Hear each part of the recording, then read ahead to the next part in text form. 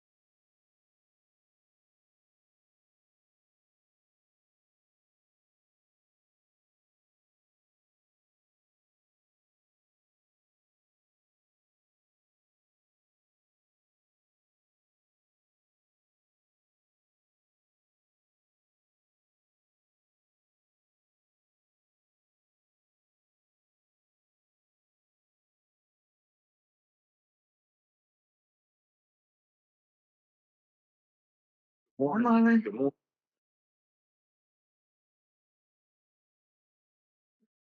morning, Marissa. How you doing? I'm very well, thank you. It's nice to see you.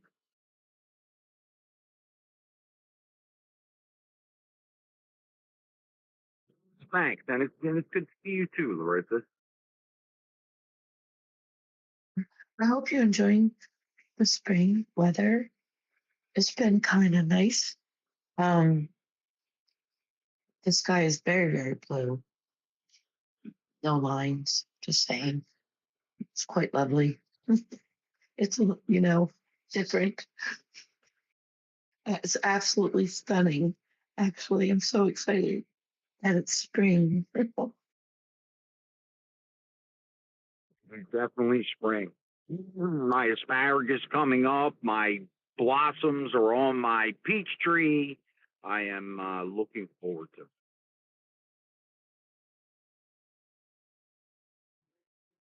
So hey, I know I've been away a little bit. I had some issues that I was working on, and you know what? Sometimes life deals you cards that you never expect, right? Yes. Marlon, I don't think I've seen half the stuff that happens in life ever coming.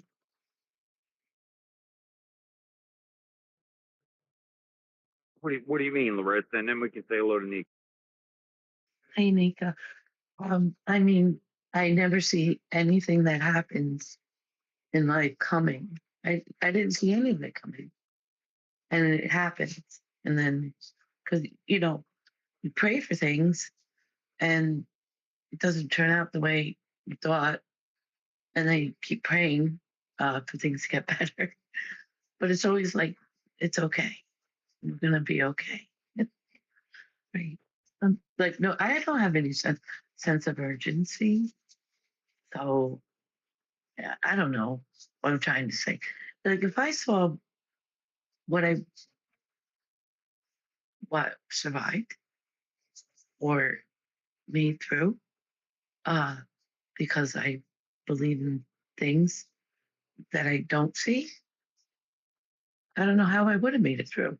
And with people who pray for me, you know what I mean? Um, it's just a beautiful day. Very grateful to be alive. Well, it is a beautiful Tuesday. It's a little chilly here. It started out in the 40s this morning. It's warming up a bit. It's getting bright, and it's a bright future. I want to talk about a couple of things today, especially like the Melania Trump and Jimmy Kimball thing, which I thought, but to hear that man say that and make a joke of that, it was, man, just shows you how much class that guy really doesn't have. Man, what a brutal ABC should be ashamed of. But anyway, hey, maybe we could say hello to Nika. Nika, how you doing this morning? I'm good, Marlon. I'm so glad to see you're back. I we missed you. Co-hosting it every day is like no joke. I I require 2 cups of coffee. I don't know if you heard that in any of the spaces, but I've been trying to I've been trying to stick with one every morning, and I've been doing good for like months and months and months. And then I was helping Truth for the week last week, and oh my goodness, every day I needed at least 2 cups to get through that space. I know that sounds terrible, but it's I don't know. I need extra caffeine to be able to co-host, I guess. But Well, we that's are all right. You did a good job. You did a good job. thanks, but we are so happy that you're I do Well, I and will have listen, to oh, I'm sure.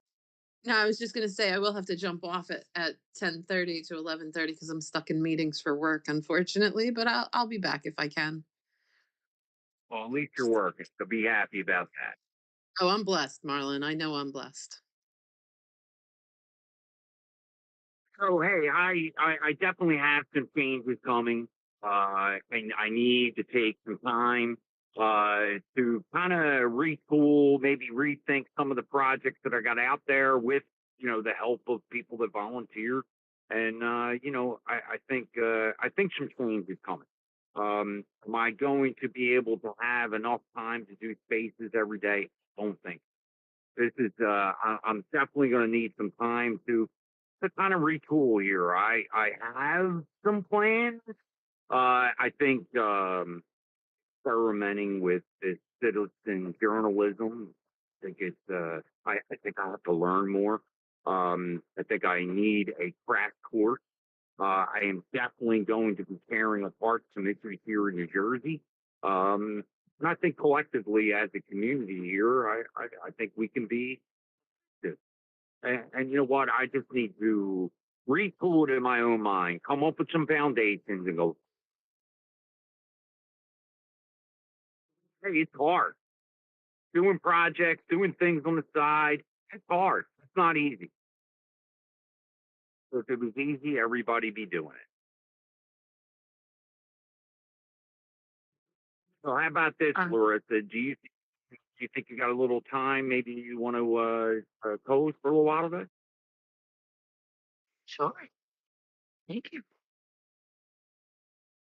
I always find it an honor to be asked to be that position.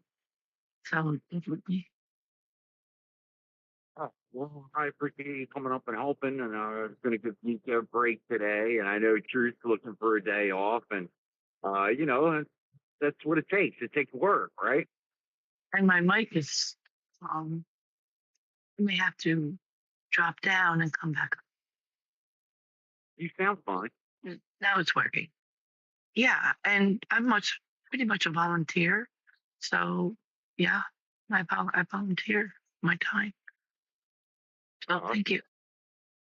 well, you know what? A lot of people should be congratulated for volunteering time, taking initiative. It's hard work. And with special thanks to people that helped me inside, and unfortunately, feelings get hurt, and I think we just need to take a step back, retool, come up with a confident plan going forward, and I'll do the best job I can. So I've made mistakes, and it's hard making mistakes, and I think that people just need to own up to them. You get in this, you get out of this world, what you put into it. No more excuses, no more. No, no, no. Let's retool. Let's back down to a foundation. Let's put a plan together. And I think locally, starting out in my particular area, I think I need to do this. I think I've been missing some things and things that I should have been fighting and paying more attention to. So I want to take some time and really become another thorn in some of my political figures' side, and maybe I can enhance the content of it. I love what you're saying. And I call it recalibrating, right? And you recalibrate your position. It seems to be constant, uh, being centered, and you expand from there, right? Oh, you know what? I'm in my middle 50s, and Larissa, it's looking back, it's kind of like chapters, right? where you're flipping pages through your life, and I feel like it's been segregated in tasks, right? And maybe this is just a time to turn the page to the next chapter and take what we learned. Maybe this is an evolution of my entire life to get to this point, but I think this is going to be important. And Larissa, I can tell you, Nika, I can tell you, I never stop learning. Right? Even though I'm in my middle 50s, you think you got your act together. I always, always am learning. Um, I just need to, hey, use what I've learned. So this isn't a goodbye. This isn't a I'm disappearing. No, no, no, no, no. I think it's time to take a little bit of time and be a little bit more targeted. Something about taking care of yourself that matters. When you take care of yourself, it shocks people sometimes. Um, because you when you put yourself first, stop being selfish. And you can't function from an empty cup. Like who's filling it?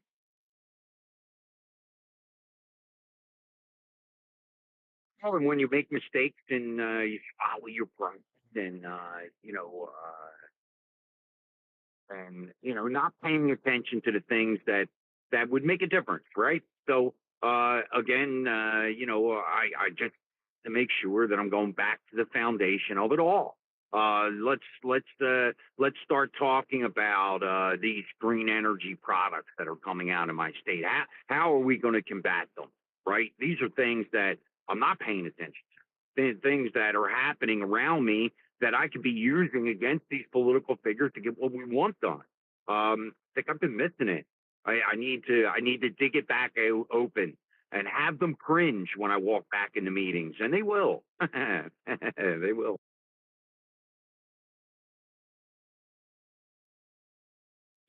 So hey, and I am really really can't understand what ABC is supporting here. I can't believe they let Jimmy Kimball go up there and make a total ass out of himself, uh, referencing Trump getting shot. Man, it's just, you know what? I heard Trump over the weekend, and Sunday he put out, we as Americans, we need to put our differences aside and keep going.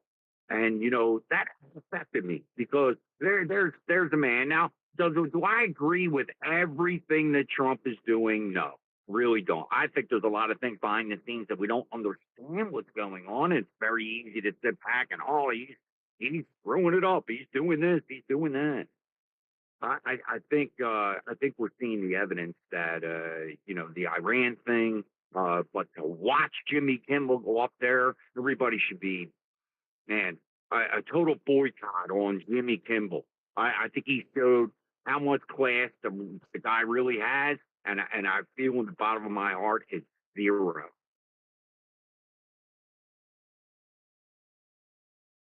If that didn't aggravate people, I don't care if you're on the middle. I don't care if you're blue, red. That should be appalling to every American. Making regards of him getting shot. I mean, that, hey man, he showed no class out of that guy. How you doing, Jeannie? Good to see you. Welcome up. Good morning. Great to have you back, Marlon. Um, I have been in, I think we're all kind of getting to the same point at the same time. It's fascinating.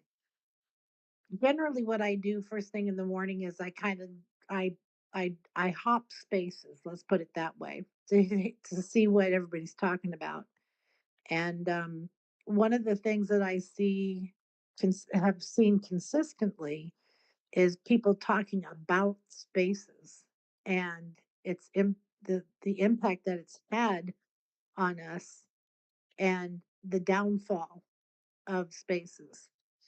And I know that you are extremely passionate and need you have a need and a passion for the environment and the whales and the ocean, and that's your passion.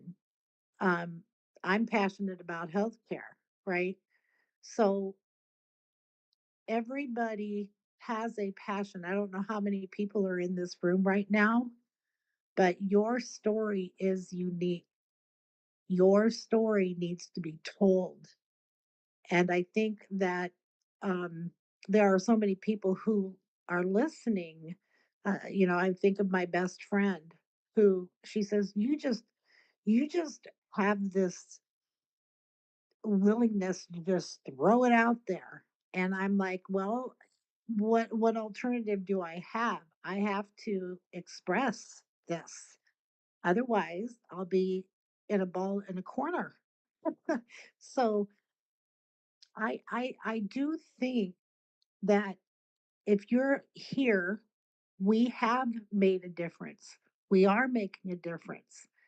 People are aware. They may not be participating and recognizing that they are hearing what we're saying, but we see it on a daily basis. People asking me questions, patients asking me questions. I'm like, oh, they're aware. They're aware. And I think that we've done the job that was before us. So now what? So now what I see happening is we are all unique individual people with something to say. Even as employees to employers, we're not going to take it anymore. We're done. We are done as Americans because we've seen by following the rules what happened to us. It's like, no, no, no, no. We set the rules.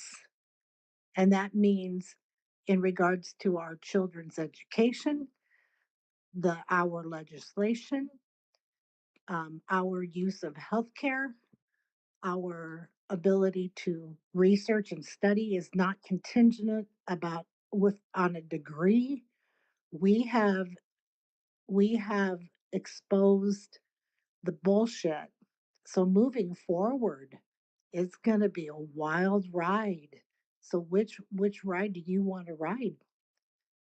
Think about what you're passionate about and go do it. And that's what is so exciting because I'm looking at all these people in this space, and if it weren't for you, I would be in a crazy bin because I couldn't understand what was going on. And um, now I have a path. What am I passionate about? So when Marlon said, let's do some writing, I'm like, sure, I'm on it. And then I decided, nope, I got too much to say. I'm going to write a book. I don't care if anybody reads it or not. I've got to write it. So everybody pick your passion and run with it. People will come along with you. They really, really will. And you're going to make a bigger impact than you can ever possibly imagine. So I got to go back to work. I love everybody. And I'll keep listening. Marlon, you go. I want to hear all about the whales. Mimi, thank you. Thank you. I appreciate you coming up and supporting. And you know what? I think, again, I just need to rethink it a little bit. I think we need to work on our exposure. I think there's other platforms out there that, maybe, a small part of me is tired of fighting the resistance, right?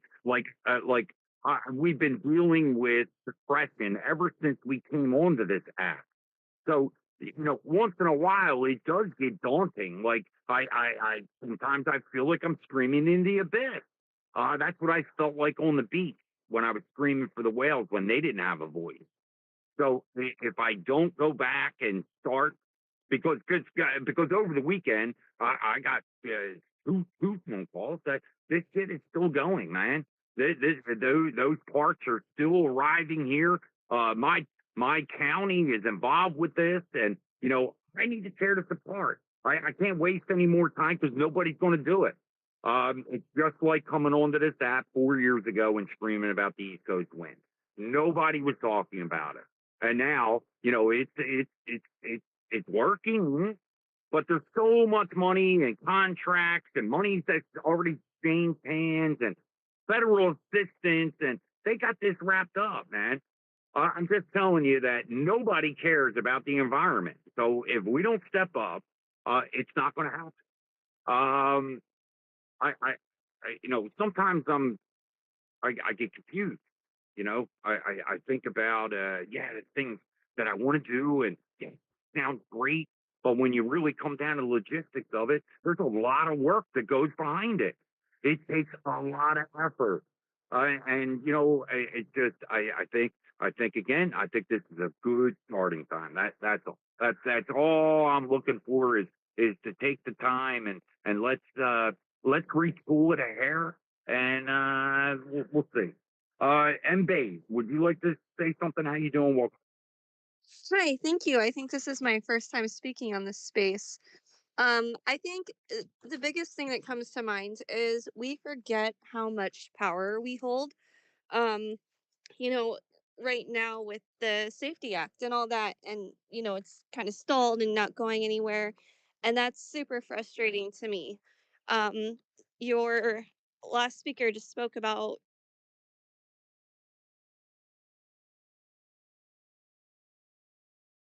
Oh, we lose her.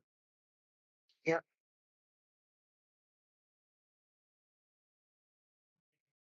Mbae, if you want to come back up, we'll put you right back up there. So why don't you reset? I don't know. Maybe you got a phone call in the background. Um, can we say hello to Carmen? Carmen, how you doing? I know Misty, you jumped up. Hey, Marlon. Good morning, everybody. I'm doing good. Just sitting here getting some oxygen this morning, and it just helps a lot. So I'm doing really good. My swelling's going down. My fluid's going out. It's coming out. So things are looking up on the positive. And able to walk. I walked a mile the other day, and then the mile and a half the next day. So it's like big improvements, big, huge. Um, got some really good test results from the doctor showing that my levels and everything, numbers, all that stuff have come up, went down, they've leveled out. Fluid right now is like my biggest thing, which the my ankles have went down about 3 sizes. um, so they've done the fluid through the out of the lungs 3 times now, and they don't feel that they have to do any more. The diuretics are doing exactly what they're supposed to do, and yeah, drinking a lot of water, um, walking a lot, and I'm just trying to. I'm gonna start going to Miss Carol's space so I can start trying to get back on track with my vitamins and stuff like that, minerals, and my food, right? Just get back to where I used to be. So, but thanks for all the prayers and everything. I appreciate it. Thank you. Well, that's a good sign, Carmen, and I'm sure that was quite uncomfortable, and I'm thankful for what you're going through, and I'm so glad to hear you even today. So it's great to hear your voice this morning. Hang out. It's got a couple of minutes. Suck it up. Breathe in the oxygen. Good to see you. Misty, how you doing? Welcome. Hello, Marlon. How are you? Thank you for having me. Answered prayers there, Carmen. So glad for all that positive news. God works miracles, everything and anything is possible through Jesus Christ, our Lord and Savior. So we just got to keep praying. And Marlon, if you need help, um, any community college or college near you, um, for wells and stuff, you can go to their departments and, ask some of their students to come and help you do some of the things you need to do and say, hey, I'll write you a letter work a lot of reference as a worker so you can gain working experience, and I can help you detail those reference letters, and you can individualize them. I'll help you do all that. If there's other things you need help with that I can, DM me, your court, because I didn't quite hear the whole thing. And so I just don't want to miss any of the things. But if you give me a little, s- summary of what's going on, I'll do my best to help and come up with other ideas and ways to help you. I'll kind of share what another reason why I came up with for grassroots candidates, and you could use this for your whales because it's a way, you can do a slingshot challenge. You're David going up against Goliath because obviously people aren't hearing what is necessary to protect the whales. So even as you're screaming, but if we do a TikTok challenge and you get people to build a little slingshot, and for candidates, I thought we come up, Carmen correctly labeled it a unitard, is half donkey, half rhino with both faces looking back at their tails raised. And we slingshot. The grassroots person is going to either like maybe, like uh, a patch of grass with the roots hanging out with mud so it splatters mud on it, or we figure out how to put some pebbles or gravel in it so it knocks it down. And we can do a challenge. You can get families building little slingshots and showing that we have a voice, and it's a way to activate people to get involved and say don't, and um and you can slingshot whatever your target is with the wells, or who you're trying to knock out or to wake up. If they need to be woken up, we can slingshot hot coffee at it, and do coffee stains. There's so many, things we can do. And then, but for like the candidates, make sure they say, hey, you got to get out and vote on the primary date, which is coming up this month on the 28th. And don't forget about our national election on November 3rd. And you got to, the candidates need to put their dates on these little TikTok challenges for people to get out and vote and show them, hey, check me out. This is my grassroots plan, and this is how I'm going to change our, and keep our states conservative, and, or this area or whatever. And we're going to drain the swamp. So I've got tons of ideas. Anybody can DM me. I'll help you through any and each part of it.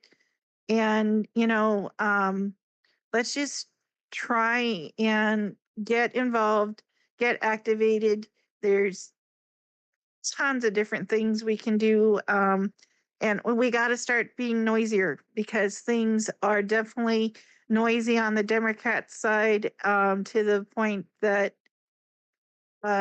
assassination attempt was taken on basically the whole Trump administration. And one of the main characters who wasn't there was Thune, but majority of everybody else was. Just think about that. But anyway, I'll end there. God bless everyone. Thanks for coming up, and I appreciate you to putting the offers out there. We are going to need help when these stories come about, and I think maybe we could just target on, a local end. We'll see. Got a lot of work to do. Obviously, that's prevalent. That the work needs that, right? Let's go ahead, Nika, and then we'll go to Russ. I just want to say, Misty, I was trying so hard to find you last week because I was talking about the templates that you have done for like congressional letters and emails and whatnot. And for the life of me, I was like, because I was telling everybody about you in our space last week and how you have all these templates that people can use. And for the life of me, I couldn't find your freaking profile. I was so upset. So please stick in here and talk more about how you do that when we get like a full room, please. Because I spoke very highly of all the work that you've been doing last week, and I just want everybody to know who you are and what you have to offer. Well, thank you. And just so you guys know, I came up with templates to get rid of Sharia law by statute, constitutional law and statute. So I have one for the nation, and I have a letter for your state legislation, and I have a backup tool. It has all these different little angles you can use for different, like education, to do it, to make sure it's not in your education. And it gives you all these little angles that you can propose to your city council and your board of supervisors, um, without bringing up religion at all. And so, so we definitely have it where we can be proactive in it. And I also have one for because they still haven't reopened the government. I updated it today to include the right days, but we can hold the judiciary and the Senate legislation branch accountable because they're holding us hostage over 10 votes, and the different judicial branches are allowing one judge to counteract 77 million plus votes that we mandated when we voted Trump in. And it's absolutely tyrannical rule, not governance. And I have templates and letters. You just simply copy, paste, you read them. So, if there's something you want to change in it, you copy it, you edit it. It's just basically date. But if there's something you don't like in there, you can remove it. But um, they are very well written. And so, but hey, I'm not perfect, and you please read them. And then if you feel your heart compels you to sign them, then you sign them. You can DM me. If you type in Sharia law removal, or my name should pop up. My call sign is at Y half Kiwi B. My mom's from New Zealand, so I'm half Kiwi. So, and Well, I can, Misty, hey, yes, before you go much further, I I'm want sorry. to say that no. And listen, hey, having that availability of like documents that people can download, call to actions. Misty, you're one of them. Carol, Papa Carol's down there. Advocate was one of them, where they made these templates for you guys to use. Um, a lot of people, hey, you see the people coming in, hey, want to do something. It's almost like you got to spoon feed them, Misty. So I like the action, the call to action. That's going to be important going forward here. So I appreciate that work. Well, maybe we can say hello to Rusty. Rusty, how you doing? Welcome. I'm doing fabulous, doing fabulous. So, this is right up my alley because you guys know that I'm involved in my local GOP. Well, this past, it was Saturday. There was our district GOP had each of the GOP chairmen in the county invite a farmer from our county, our sheriff, hospital administrator, and a school board administrator. I don't think there were any school board administrators there because that's it, and a lot of those are for the school board in our county, it's nonpartisan. Now our sheriff is a Republican and runs on the Republican ticket. And the administrator, the commissioner, votes them in. But so I was able to meet through that. I was able to meet our state commissioner ag because his thought was he really wanted to kind of bring the community together with the representatives. That was really good. Now our state senator and rep didn't show, but our federal did, which was really interesting. So and I'm still learning a lot of this stuff. My point is to you guys, it's better to be in the GOP. You can still flush out. I know a lot of people are just like disgusted. It's about your rhinos. And oddly enough, it really was because I heard my rep say some like he was almost arguing with some of the local GOPs about school choice, where the Trump administration has been touting that because they were talking about schools and stuff like that. And one of the GOP, well, actually, our district chair said, he was kind of arguing with me. He was like, I don't like that. I don't like federal, So my point is, you may have a good rep, you know what I mean? And you still have a lot of these establishment that are in his ear. So it's very, very important to get involved. And now, you know what I'm saying? I was able to speak with my with our agriculture commissioner about the regenerative farming money that's going to be coming down to help a lot of these farmers hopefully detransition from these chemicals and stuff. But it's kind of like a learning process. So the federal rep, like I said, he had some good things to say, and then he left. So, I mean, I didn't really get like one-on-one time with him. I just raised my hand and asked a couple of questions, and um, so I mean, that was interesting. And like I said, I was able to connect with the agriculture commissioner and talk to him about that. But then Martha Carroll, bless her heart, she found something for this rep that was in Georgia saying, oh, glyphosate, there's no problem. And I'm like, that's my rep. That's the federal rep that was there that I was talking to. I'd asked questions about some other issues. He didn't get into any kind of farm agriculture stuff then.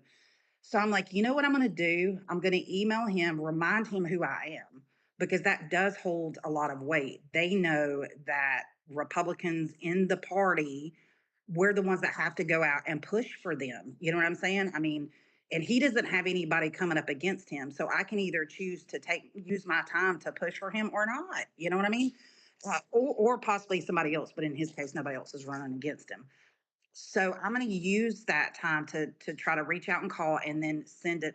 I'm sure I probably won't get him on the phone. So I'm going to send an email afterwards to let him know that it was nice meeting him and the things that I did like about what he said, but share with him some statistics about the cancer rates in the rural farm communities. You know what I'm saying? And share with him some of the studies that's been done on, while you don't really have a smoking gun on the glyphosate, there is a lot of studies on the chemical cocktail used in farming. So, I mean, I don't know. It's a work in process. Like, I don't know everything. I had to call Apothecary up before, and I was like, all right, look, this is what I'm doing. If I run into somebody, what do I need?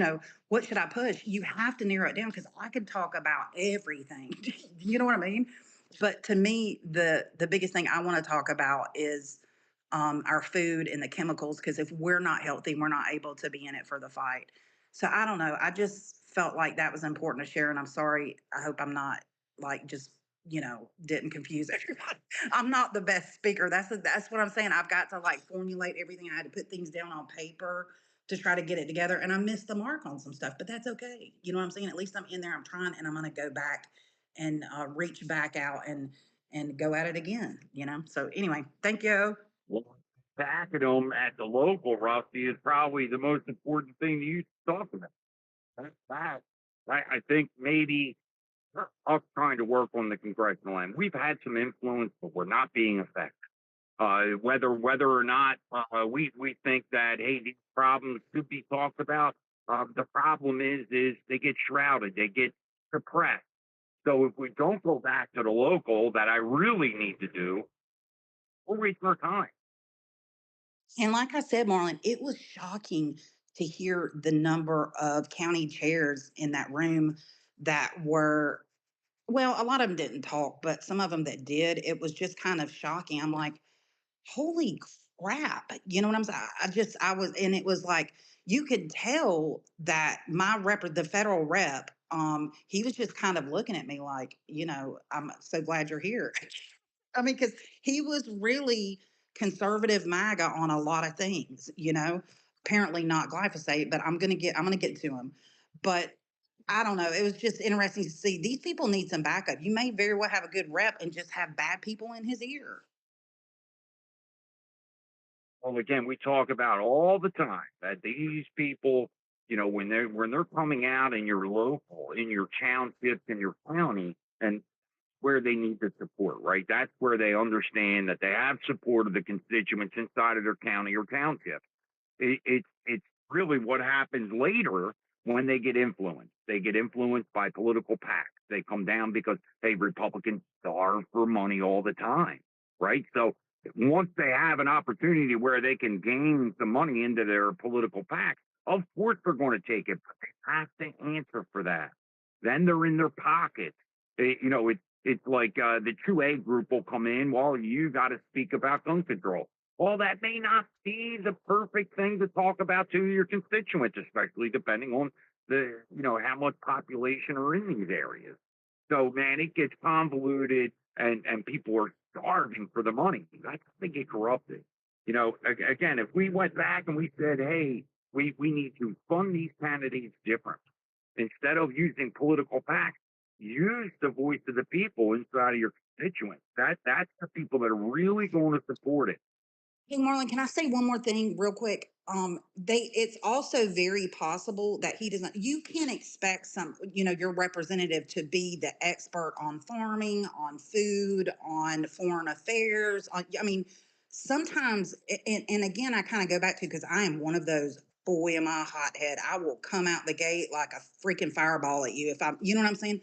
We get so frustrated, and that's one of the biggest mistakes I see MAGA make. They come into the GOP and they want to just go in there, you know what I'm saying, and make the change right now. That's not how it works. You know what I'm saying? And you've got to have civil discourse with people. Once you start calling names or getting ugly or frustrated, like I tend to do, they're going to turn you off. They're not going to hear crap you have to say. So you've got to try to find the good where they're at. You know what I'm saying? Compliment them on that and then work into the other. I mean, it's the only way we're going to make change. You know what I'm saying? And educate them on things they may not know. But they're not going to tell you that they don't know. Even the people inside of my county, when I express to them the dangers against our environment, yeah, I know. You don't know shit, dude. Really. He didn't know anything. All it was him listening to people that were inside the State Department that are paid off and corrupted to be there. It just, again, knowing that inside of my state government, they do not care about the environment. So we better start speaking up. Misty, before I go to you, I know Carol jumped up. She was probably in that conversation and the call to action. And, Carol, how you doing today? Hey, Marlon, thanks. I was looking around to see if there were any other Carols in the room. I'm Like sorry. I'm starting a Zoom meeting. I do this every morning. I guess in East Coast time, it's 10 a.m. Like Monday through Friday. I have a Zoom meeting for work. So I'm going to get past that Zoom meeting, and when I'm ready, I'll put my hand up. Okay. No problem. Thanks for coming in. Go ahead, Misty. I was just going to say, when you have a lot of issues, if you get a group of people and go to your city hall and your board of supervisor meetings, you can break up those issues into a 3-minute. Most people get 3 minutes, but other places they have us find out the time limits. But then you take that video and you clip it where you're speaking and the people who are speaking on those issues, and you put those out so it informs people. You put them on the different social medias. That would be something that you could have the community college and the college students do for you, Marlon, too, with your topic, and have them deep dive each issue, and maybe that would make a difference. And then also letters to the editors of local newspapers, and putting things on public record like these templates. You can have them notarized and then don't put your address on it, but sign it and have your signature notarized and go put it on your public record.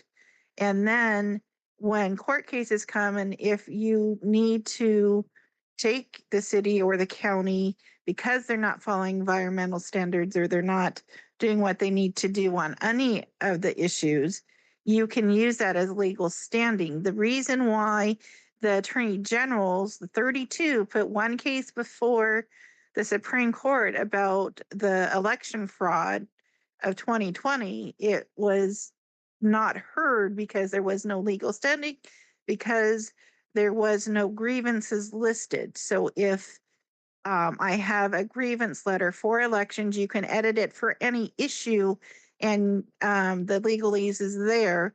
And remedy, you do have to go and change the remedies and stuff for your issue, but it's easy to do. And I can get you templates for your issues if you need it for that.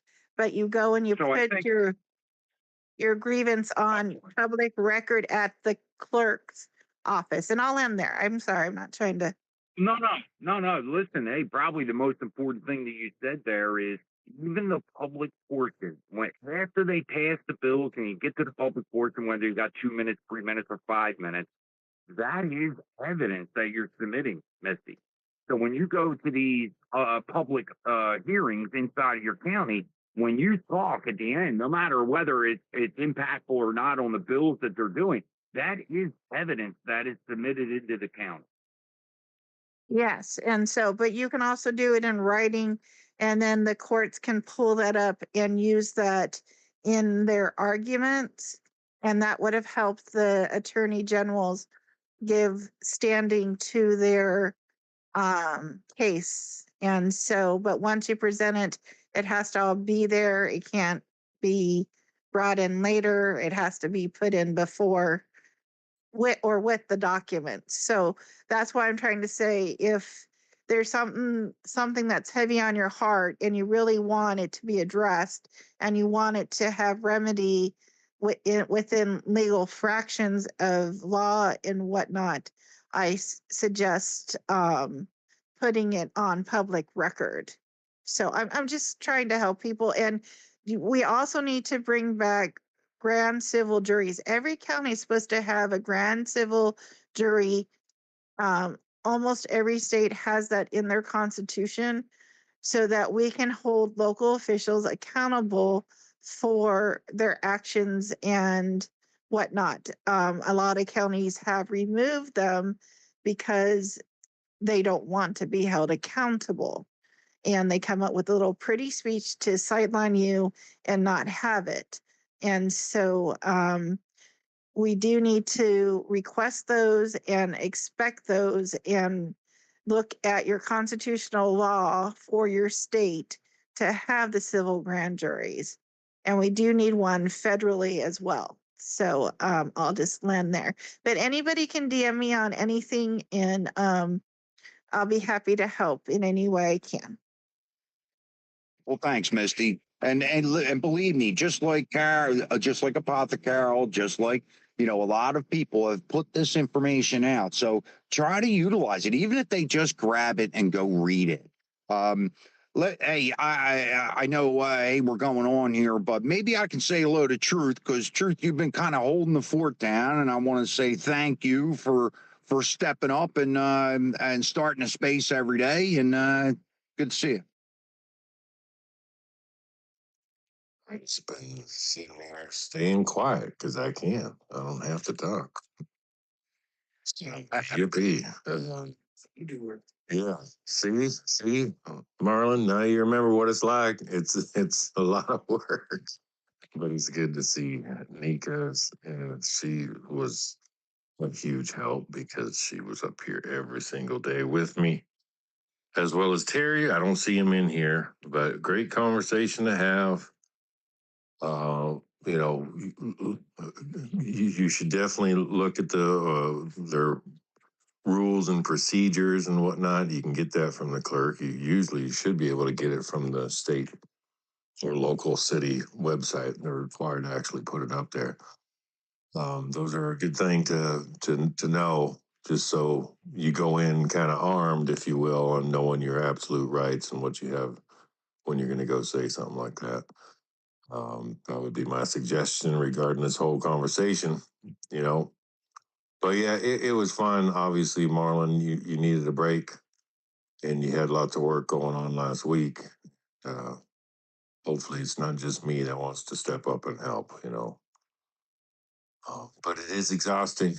So last night, though, thank goodness, the storms, there was pretty heavy duty thunderstorms that came through, like tinfoil brought up yesterday. But at least out here in this part of Tennessee, it wasn't. We survived. Everything was fine. But a couple tornadoes did touch down, so I'm Don't know any big news yet, but I'm praying that nobody lost their lives and everybody's safe from last night. There you go.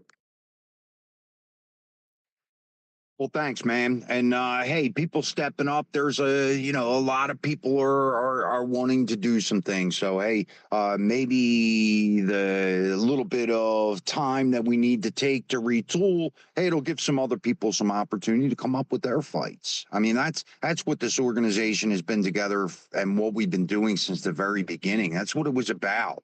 Right? It's not about, hey, just one particular person. It's being able to come up with these ideas as a community and present them to our local governments as a community. So behind the scenes, I am actively recruiting people out of my county. When I start showing back up to these meetings, these bi-weekly meetings, right? So they have meetings inside of my county twice a month. I'm really going to put it out there, and especially in the people in South Jersey, I want some of these people to show up. They talk a good game. They want to do something, but again, I think most of the people are scared. When you walk in those meetings, it is very intimidating. But when you realize those people put their pants on the same way you do and put them on the same level, because just because they got a little asterisk next to their name does not make them the smartest people in the room. We Well, just need to present these things differently. Marlon, remember that's all by design. The way they make these damn chambers to where these people are up high on a pedestal, looking down low at the peasants, that kind of crap. So yeah, don't be intimidated at all. Stand tall. You know what I mean? Like, dude, come on. Like I'm telling you, if somebody ever convinced me to run for office, which I will never do, so this is a fantasy. But in this fantasy, if I were in any of those positions or on a board or whatever, I would never ever sit up above my fellow freaking citizens. There's no way. I would always go down and sit there with my people. So until I find a candidate that does that, all of them are crap as far as or even acknowledges it. You know what I mean? So anyway.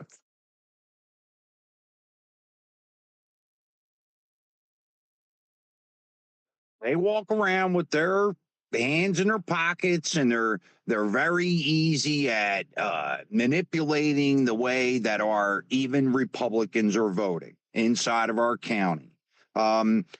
It's so ugly in my county. It's 5-2. And there's been a lot of information coming out that they've really corrupted this board inside of my county. I don't know how many millions of dollars that the case against the dog Amber. I have no idea. I still haven't heard the number. This is a slam shut case that this guy was negligent, left the dogs in the back of the truck, but yet my AG wants to grab it, make it some political statement, and it probably cost the taxpayers of Gloucester County millions of dollars. This is the problem. And my board is right there at the end of it. They're in the mix. So you in Gloucester County, you paid for the lawyers. Whether you wanted to or not, it didn't matter. The Gloucester County is going to pay the bill because that board advised these guys to dig a hole in the guy's backyard and bury the 2 dead dogs. I mean, where is the accountability? Misty, last thing real quick. Sorry, Misty. I'm sorry. I did want to acknowledge what Rusty was saying. Don't go in there all hellfire and brimstone and screaming at people. It doesn't do a damn thing. It doesn't. It just makes you look stupid, no matter if you're saying something smart, and it gives them more reason to go see we're so much more civilized than these people, that kind of thing. I'm just telling you that the conversations that are held behind closed doors, man. And then I did want to say one last thing. Carmen's in here. Hey, thanks for coming and helping me out, Carmen. Where the heck were you all week last week? God dang.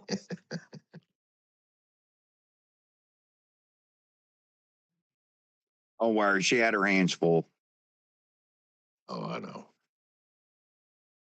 Well, again, if we stop assuming that these people are there for the right reason and we start questioning, there's a lot of issues, and that's what I'm asking for. We need a little bit more time. Hey, I can pull back on some spaces and be able to really expose some of the problems here. I think this is the way we should all be thinking. Go ahead, Misty. This is a little off topic, but I did come up with an idea to get one day voting, hand count ballots, and security watermarked ballots counted quicker by using hash counting machines. They can't be connected to the internet. You just basically put them in, but they can tally and sort. And I think if we did little, basically have each section a bill, and you just you get you just make sure they're all there, and you have a separate, to make sure you have all the ones you need. But you use that to help the counting of the votes more accurately, and you have a way to count it. And also, if you do the small precincts and you have everyone sign the voter registration, it's also another way to make sure everything is transparent and everything is watched under bipartisan public viewing. And I'm working on an amendment for my constitution so that, because I believe that states, when different parties get in, they try to change and manipulate um, emergencies and whatever to change the election law so it's in their favor. This way, if we can do it more securely, and and have it in writing so that if there are questions and whatnot, it can be proven, and so it gives a little bit of a trail in it, and you can print the tabulations for those votes and stuff, and it'll print out a receipt on top of that. And yeah, not everything's perfect, and it's just an idea. I'm all good for pushback or criticism. I'm just trying to because what we get back here in our county is, it would take too long to hand count. But if you had that, it would push out if it was two papers were stuck together and whatnot. And they even have legal size paper money counters for documents at banks. So, and it's just it's kind of a feeding and it's not a tabulator, but it's a counting, sorting machine. It's a tool, not a computer. So I'll just land there. But just thoughts. So Misty, it's not, I know in the back of my head, looking at the way that 25 happened in New Jersey, we saw the early metric of the early vote up there first, right? So that percentage of the algorithm that put that out there, it never changed the entire election. The entire night, that percentage never changed. When we start talking about our locals, how they're counting votes with the early vote metric, where is the adjudication process that both sides are actually contributing to this? Is there a adjudication process during the early vote election? Is that being mixed? Using the same percentages throughout that election night, it doesn't make any sense. It doesn't. Yeah, no. I believe in one day elections. That's what I'm trying to say, and not do the early day. But until we have election laws that prevent that, they're going to use any source. So even as Republicans right now, we need to use every legal way to vote. And so, but this is to actually change and add an amendment to our Arizona state constitution. And I can help other states do it. And it's a voter thing. It's like an initiative or a proposition where you put it on the ballot and the citizens or residents of that state vote to have that amendment put on.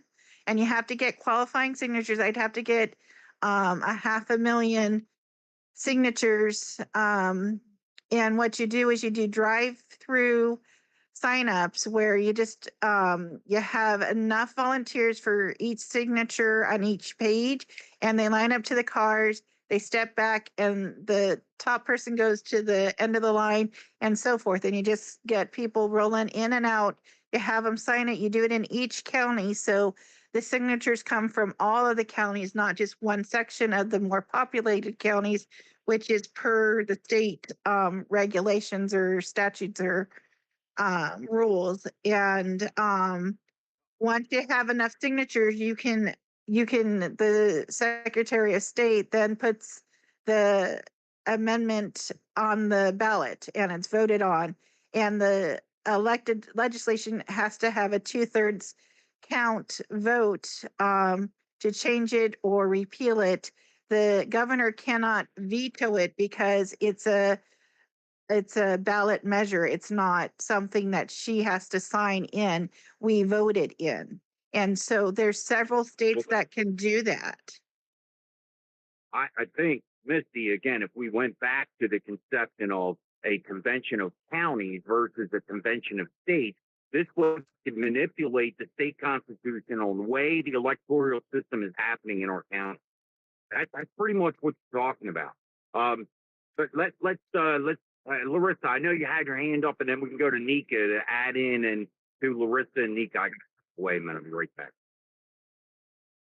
So I'm wondering, Misty, the flyers that come in into the homes, wouldn't that be nice if they could also use that when they vote, so that you don't create more paper like it's already printed? I think the ones we got in the mail for the early voting has a captcha, the capture little thing for the phone. Yeah, we'll see what That's nice. Yeah, no. I believe in absentee ballots. If you request a mail-in ballot, then you should receive one, but you have to do it in writing. And I think we should have the one day, as the Save America Act has, where it's one day voting. But we don't have that yet. So we got to use the early voting and the mail-in ballots right now. But if we get the elections, the federal elections with the SAVE Act that we're trying to get passed, that would change the federal elections. And my amendment is to have the state have the same standards as the federal, and to do and basically what you would do is you'd go in, show your proof of ID and citizenship or whatever they need, and then you sign your name on the voter registration book, and then they give you the ballots there. And then unless you request an absentee ballot, and then they would send that out to you, and the book that they provide, or it could be included in the book, and with that addressed to that voter. And so and it would have the water marks and all the security in it. And so we could save on paper, and we just got to figure it out. And it's just an idea, just something to maybe somebody else could come up with something. I'm just trying to where we have true and fair elections, and that the counting can be done with the least amount of effort without a computer. And so where, tampering can be through the internet and stuff. So, having a cash counting machine is they're not there's no computer storage, it's just literally sorting. If it's fed in and two are stuck together, pushes it back out so you can separate them. And it tells, it can, so it could help, and it can make things go faster, because that's the feedback and criticism we get here in Arizona. And it's different for each state, and it's just an idea, and but we do need to reform it. We need to reform how the money is, and we should use, I think one way to minimize the cost for the candidates is we give tax breaks for equal time and equal um, ads for candidates. And so, we paid the media 25 million in COVID. I'm like, why do they need COVID stuff when they haven't closed down a day? They didn't lose a day of advertising, not even a minute of advertising. So why did we have to give them 25 million in stuff? They could afford it themselves. And so I feel like they owe us. And so I feel like that, you know, local stations can do the local candidates and give them equal time and representation. And yeah, you filter out the commercials, you know, um, each section of gets a different day. Governors get one day, senators get a different day, and you kind of just rotate and you switch the days. You go through one week, and then you kind of jumble around, so everybody gets a different day. So it's not all the same. I mean, there's so many things we could do to cut costs, because we're paying for everything. Do you guys realize we're paying for the whole election through taxes and by donations? And it's like, why? When they're not even doing their jobs Well, and they're just stealing from us. And so I just think we need to work on a solution to minimize cost, so that we can get real grassroots people who want things to change, and to make it easier where they get the name recognition throughout the state and throughout their counties, to actually oust incumbent. So I'll end there. well, Thank you, guys. And thank you, Nika, Misty, for all your love. and we'll go right to you, Nika, but in legislative 4 district here in New Jersey, they spent $10 million on that seat. This is a state assembly seat. They ran commercials, were back to back to back. If Republicans ran a commercial, they had one before it and they had one after it. I mean, the amount of money that's spent there is obscene, the amount of money that they're spending on these. Don't you think they could have used the $10 million and fed the people here in Gloucester County, the homeless that don't have meals? I mean, I've talked about this before, even on the Republican side. You're spending billions of dollars on these electoral systems and all the campaigns that people are putting money into. What could you do with it? Look at the amount of money that's spent on that advertising. What could we do with that money? Exactly. If I could just make one comment, and then Nika, I love you.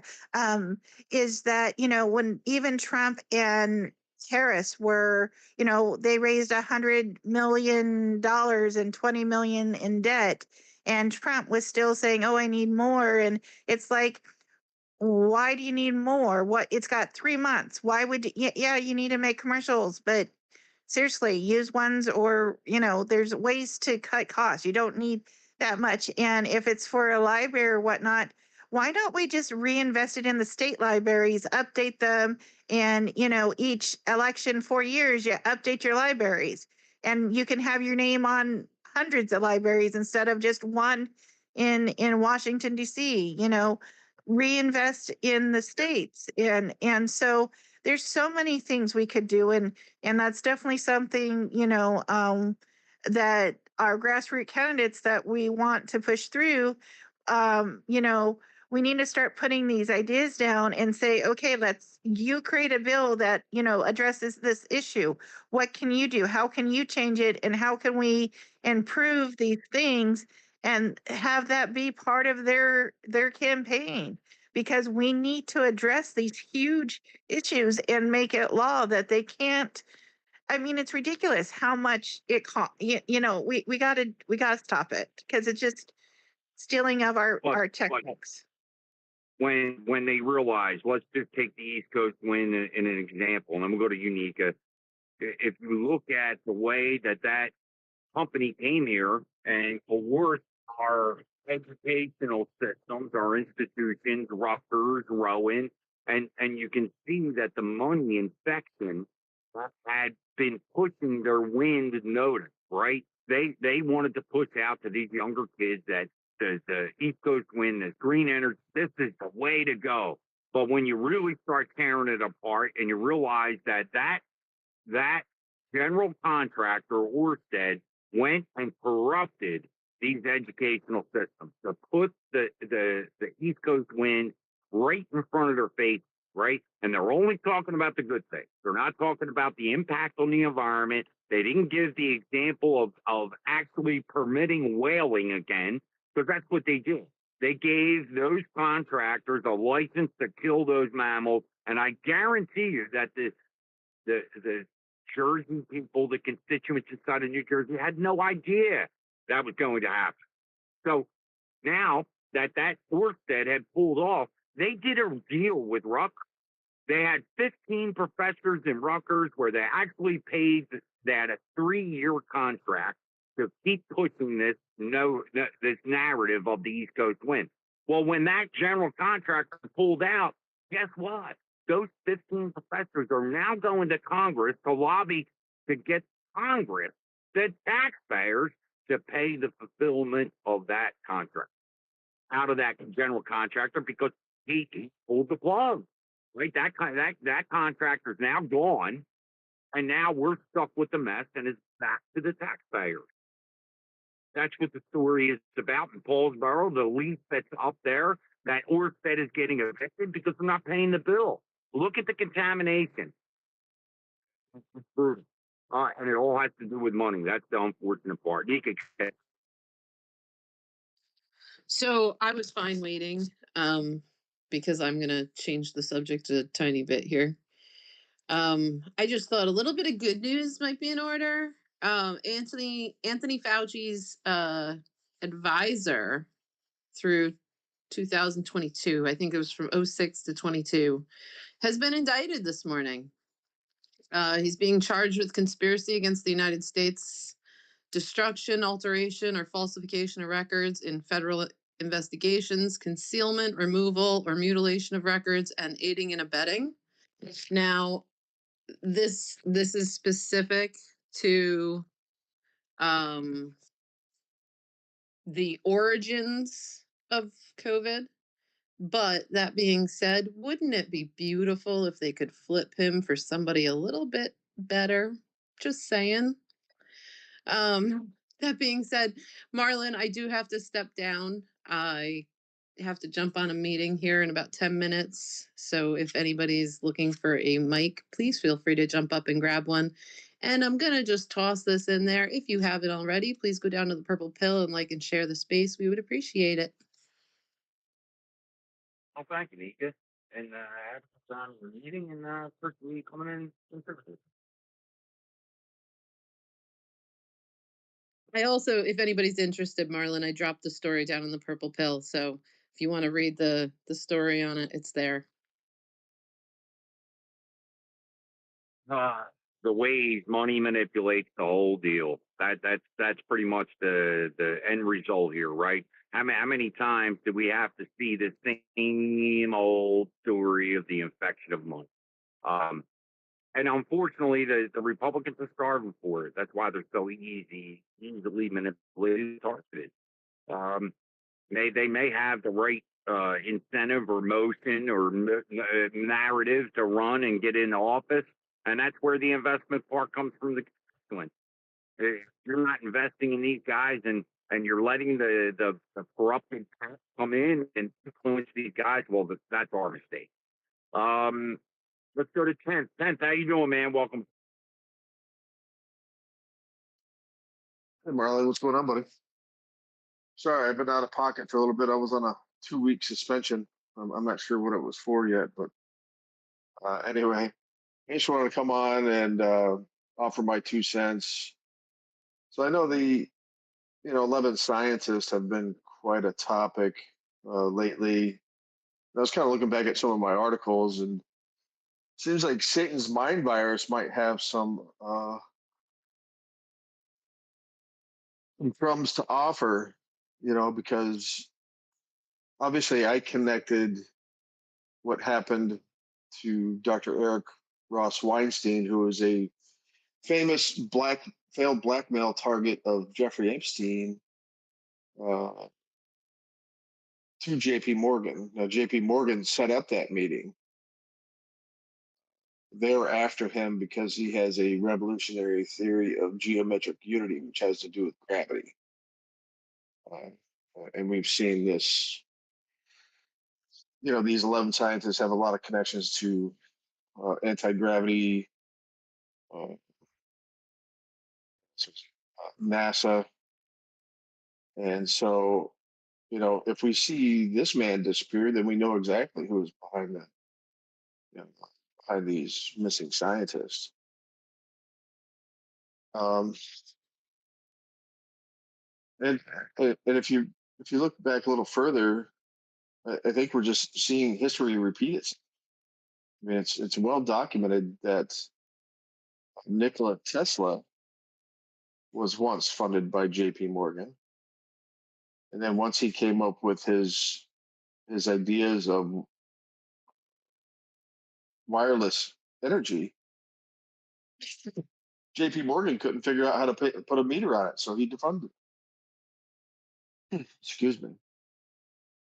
Anyway, I just think these instances are too convenient to overlook, especially since the failed blackmail attempt on Dr. Weinstein from Harvard was pretty recent.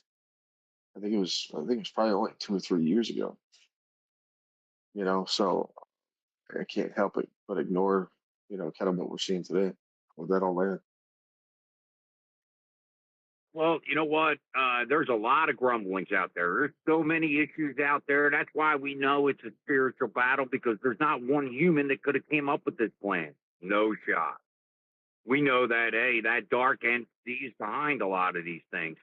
How can you have people cheering on the guy who tried to assassinate the president?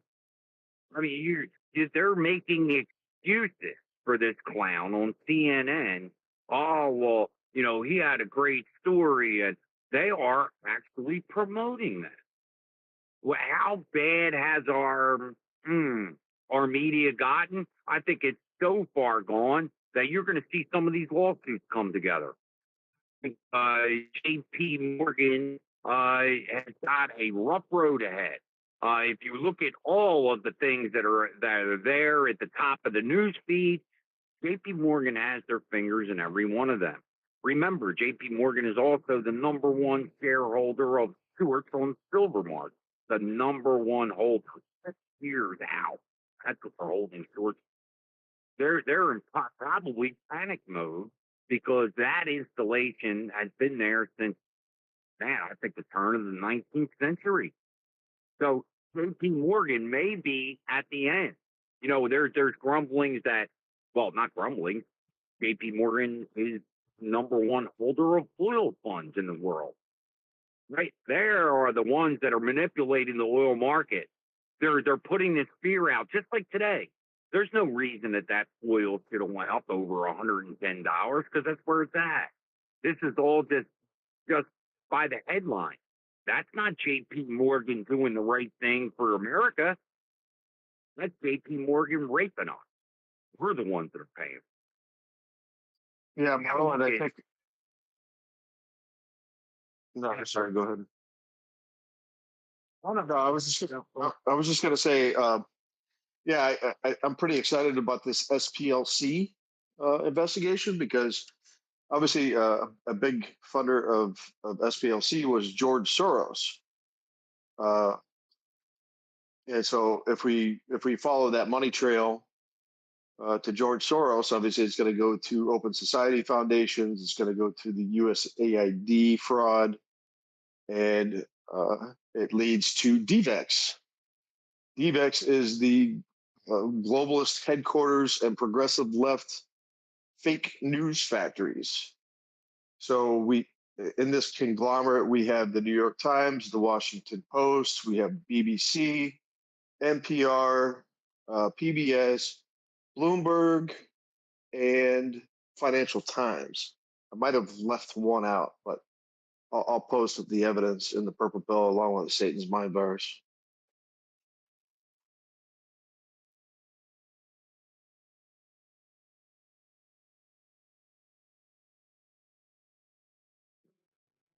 Sorry about that.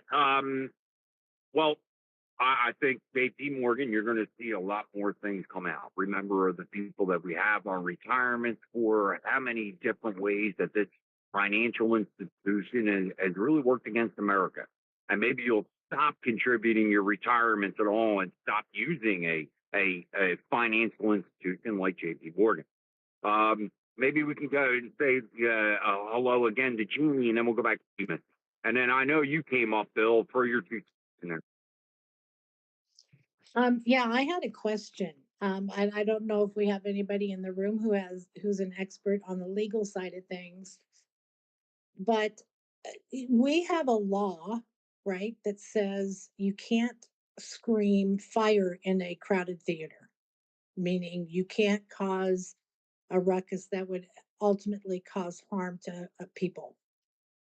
And why are we allowing Jeffrey Hakeem Jeffries and why are we allowing these people to spout the rhetoric? Why can't we just go arrest them?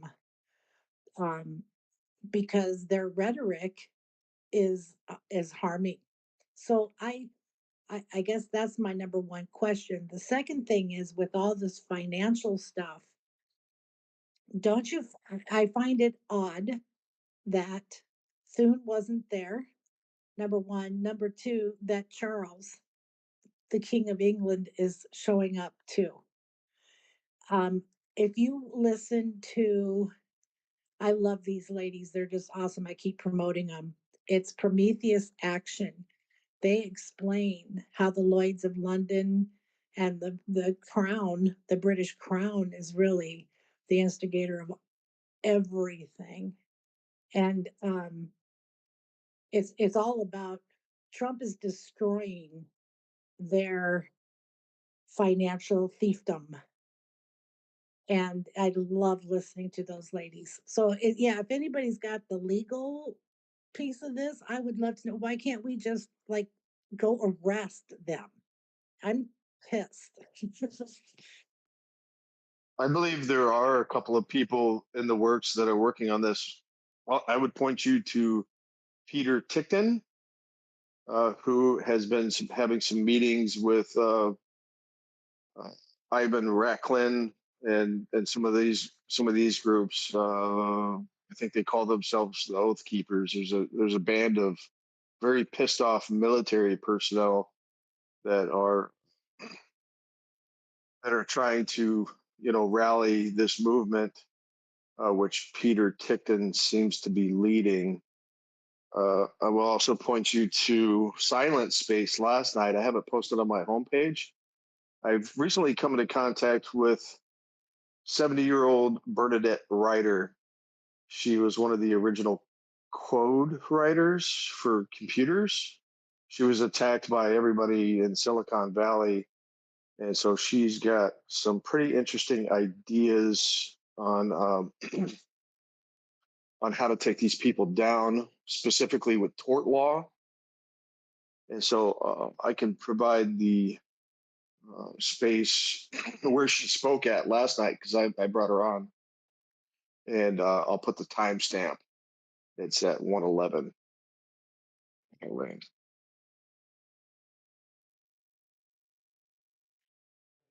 Well, you know what, say, we just need to wake up and pay attention. I think that we're even missing the mark even here on X. I think that some of these subjects we're just it's very easy for us to go down it, right? We hear one subject out of one space and then it kind of bleeds to the next and then it coerces the whole conversation. I think we should be careful of this.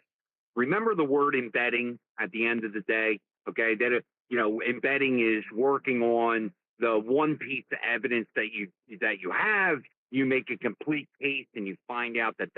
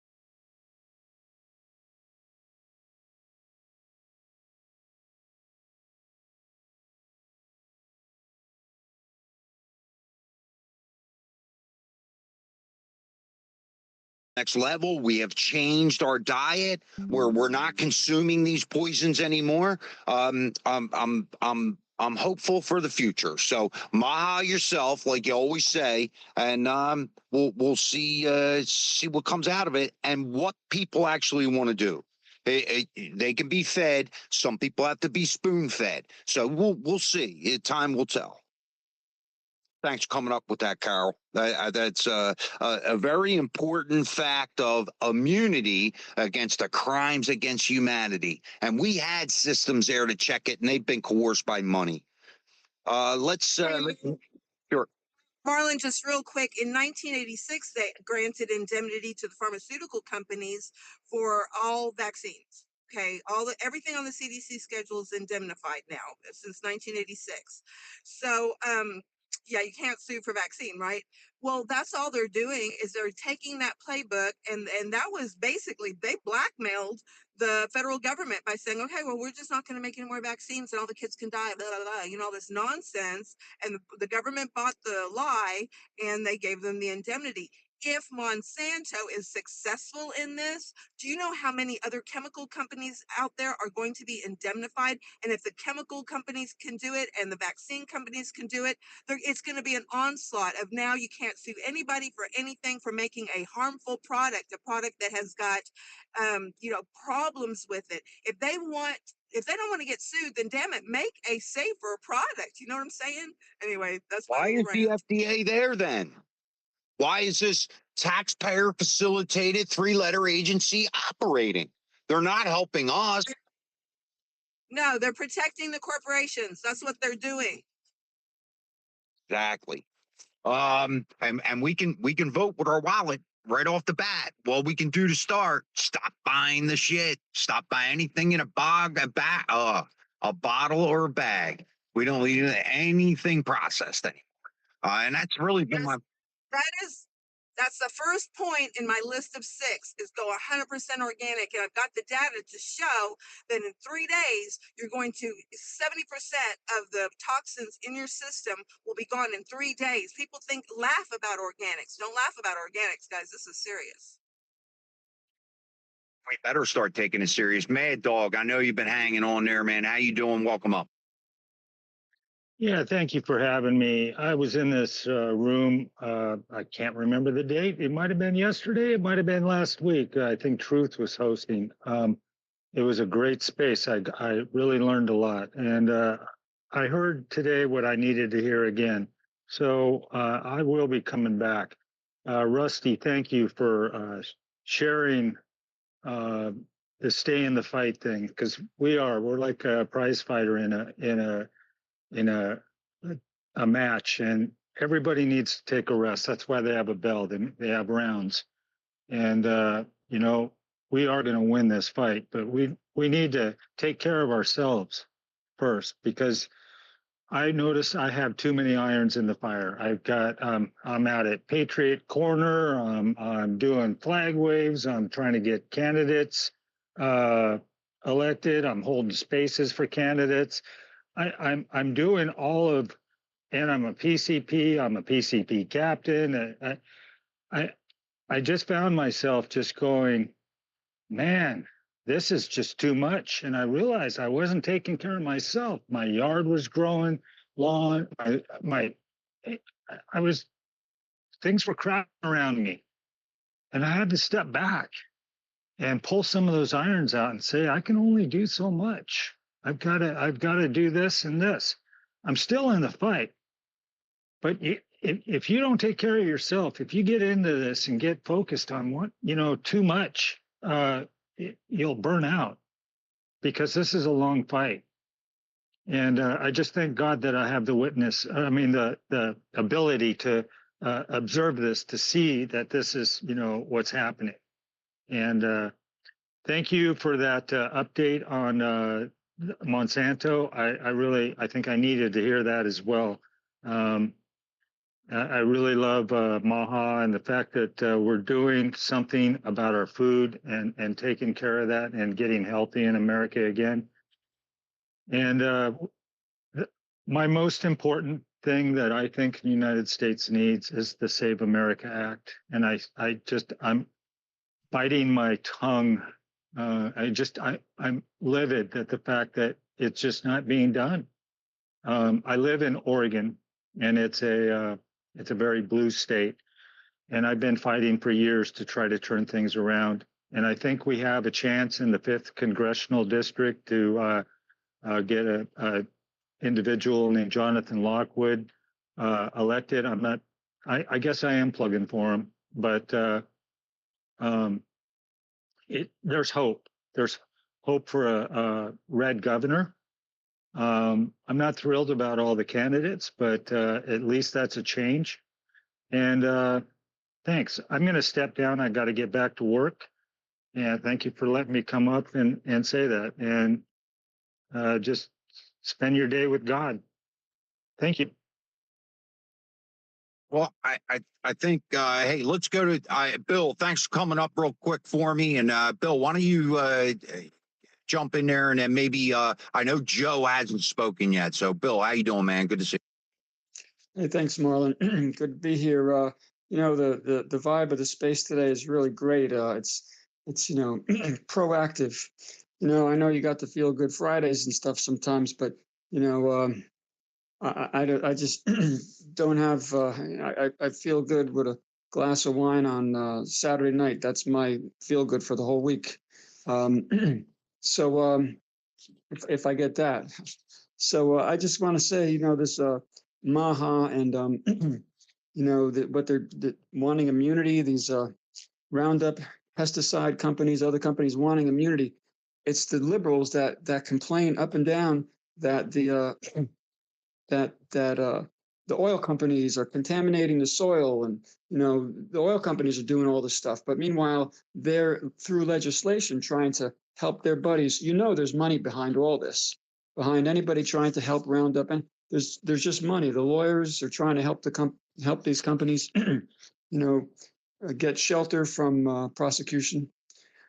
But Marlon, I love to hear you saying, you know, we got to get back to foundational stuff. I totally agree with your statement, Marlon, when you say we are not this space. I mean, and I'm not a big part of this space, so I can't, I really shouldn't be saying this, but I'm going to say, because I'm a big listener and I listen to the recordings a lot. You know, when I got time to do stuff at night, I listen to the space, and I heard you saying this last night when I was listening, Marlon, and you're saying we're not making an impact in our communities, and I totally agree. And just one other thing I just want to throw in there. So, I mean, there's a bunch of things I got written down here, but I'll let the space keep going. But, you know, and with that, I didn't write this one down. I forgot what that one was. We got to make more of an impact in the communities. You know, we got to do, you know, they were talking about election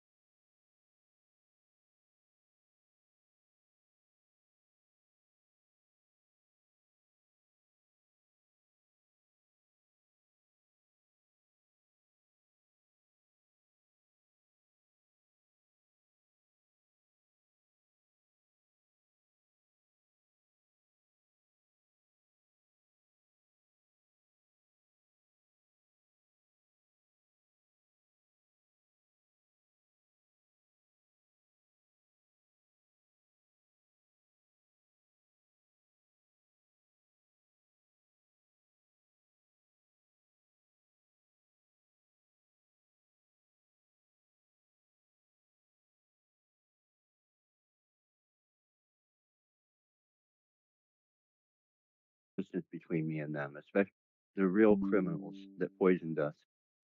And so when I come across one I'm following, I make sure I'm not following them and they're not following me, and that's that. And I move on, keeping the focus. Am I going to change parties? Hell no. The Democrat death cult, they can die off naturally or unnaturally. Another thing about X is the loss of communities. I'm going to lose a massive amount of evidence because of that, unless I want to download them, which takes a long time, plus convert them to MP4s, which takes a longer time. It's going to be a loss. So I'm going to have my daughter take some pictures of me, rated G photos, obviously, to show progress on a topic that Carol hosted a space on, and then later I did, longevity. And you were saying how you hear about all these good things that we're accomplishing, how many are doing it. I think the best thing we can do is like what you're doing, be an example. So I hover through town in a tank top. I don't think anything of it. I'm not ashamed of me. I'm very proud of the accomplishment because it's literally biblical. I'm going to assume, Apostle Carol, that at least alpha lipoic acid or L-fermentum Me3 is included in the recovery from glyphosate because one recycles glyphosate and the other both recycles and helps the body produce more glyphosate. I unfortunately haven't read it yet, but there were so many things I could have benefited from, but circumstances stopped me. I had 2 kilograms of NAD plus, and wouldn't you know it, the fire destroyed it. Well, and caused some burns. The FDA, I completely agree with Apostle Carol. How is it that 2 scientifically proven methods have a 14-to-1 difference in ratios? And let's do another breakdown. The FDA never names the brands. The Florida study did. It named names and the toxicity levels. I trust the Florida study, and I think that there's so much capture in the FDA that it is useless in determining what's healthy for us. Anything else I need to cover? No, I got it all there. Well, thanks, Joe. Appreciate that. And, again, I think a little slow down, pull back the reins, all stop. Let's fix the foundation, then we can go forward. Go ahead, Jeannie, and then we're gonna miss. Thank you so much. And I don't mind waiting because this is just such a phenomenal group.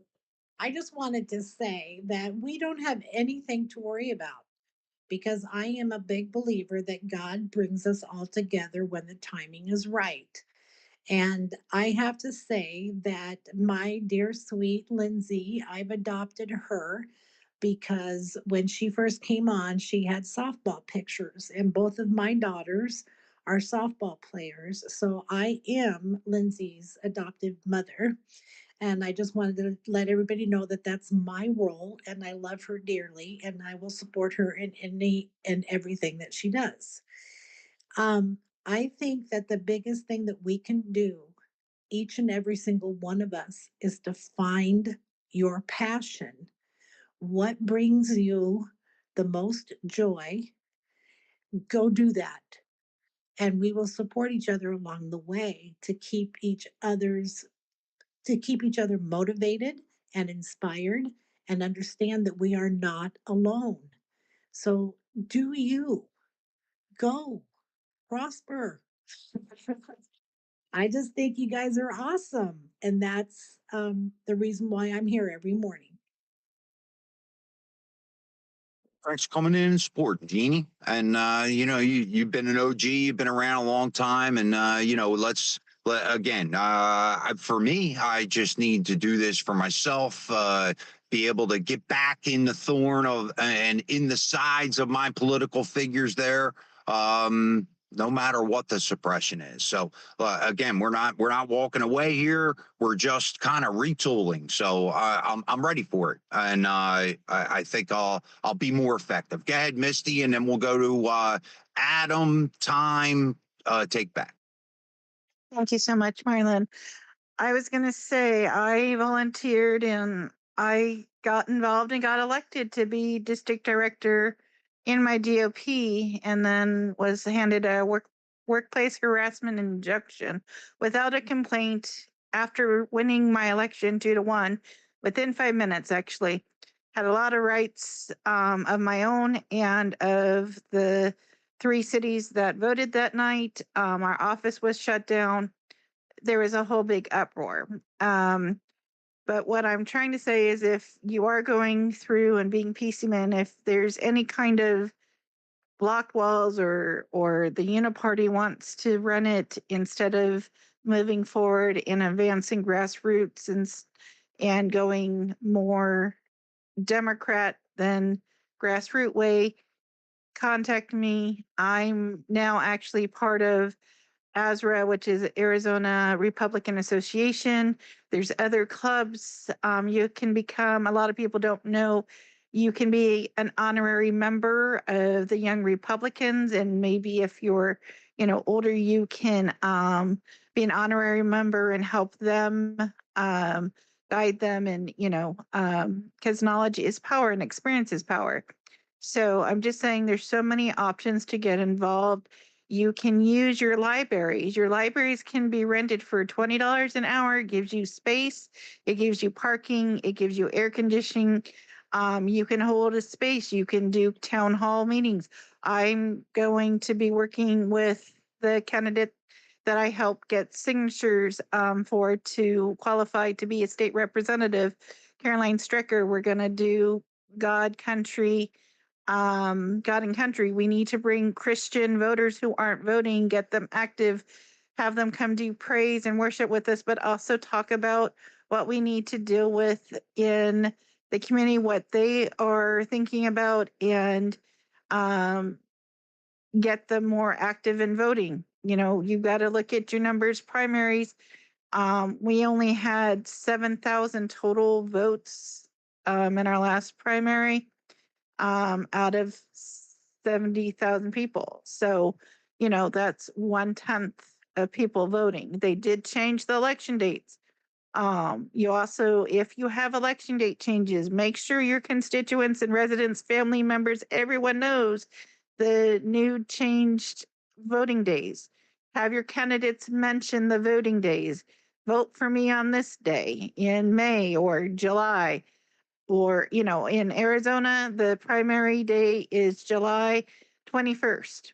And in the national day is November 3rd. So you got to mention those because they, not everybody even knows when to vote. And if you, some of the things you can help your GOP do is get the information out.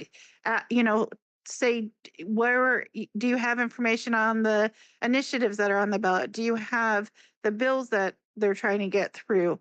You can ask certain questions and you can gain knowledge. And then, you need, there's ways to navigate through the GOP. And by gaining knowledge and then figuring out ways to attack, you have to kind of, go on the prowl and kind of build up a team behind you to get things done. And so if anybody needs any help there, I'm happy to help. So just DM me. Well, thank you. Thank you, guys. Appreciate throwing in there on the volunteerism. Thank you, Misty. Let's hear from Adam. I haven't seen Adam in a while. Adam, it's been a minute. How you doing, man? Welcome up, and then we'll go to you, time, and then take. What's up, brother? I hope everyone's doing well. Good morning. Almost afternoon, but yeah, either which way. The feelings there. In regards to some of the stuff you were talking about, like, yeah, everyone find your role, find your niche. Of course, one thing that I did come up with while I was in health space yesterday, I said, not every role isn't like there's roles that, how did I say it? Not every role is built for everyone, right? But there are roles for everyone. You know what I mean?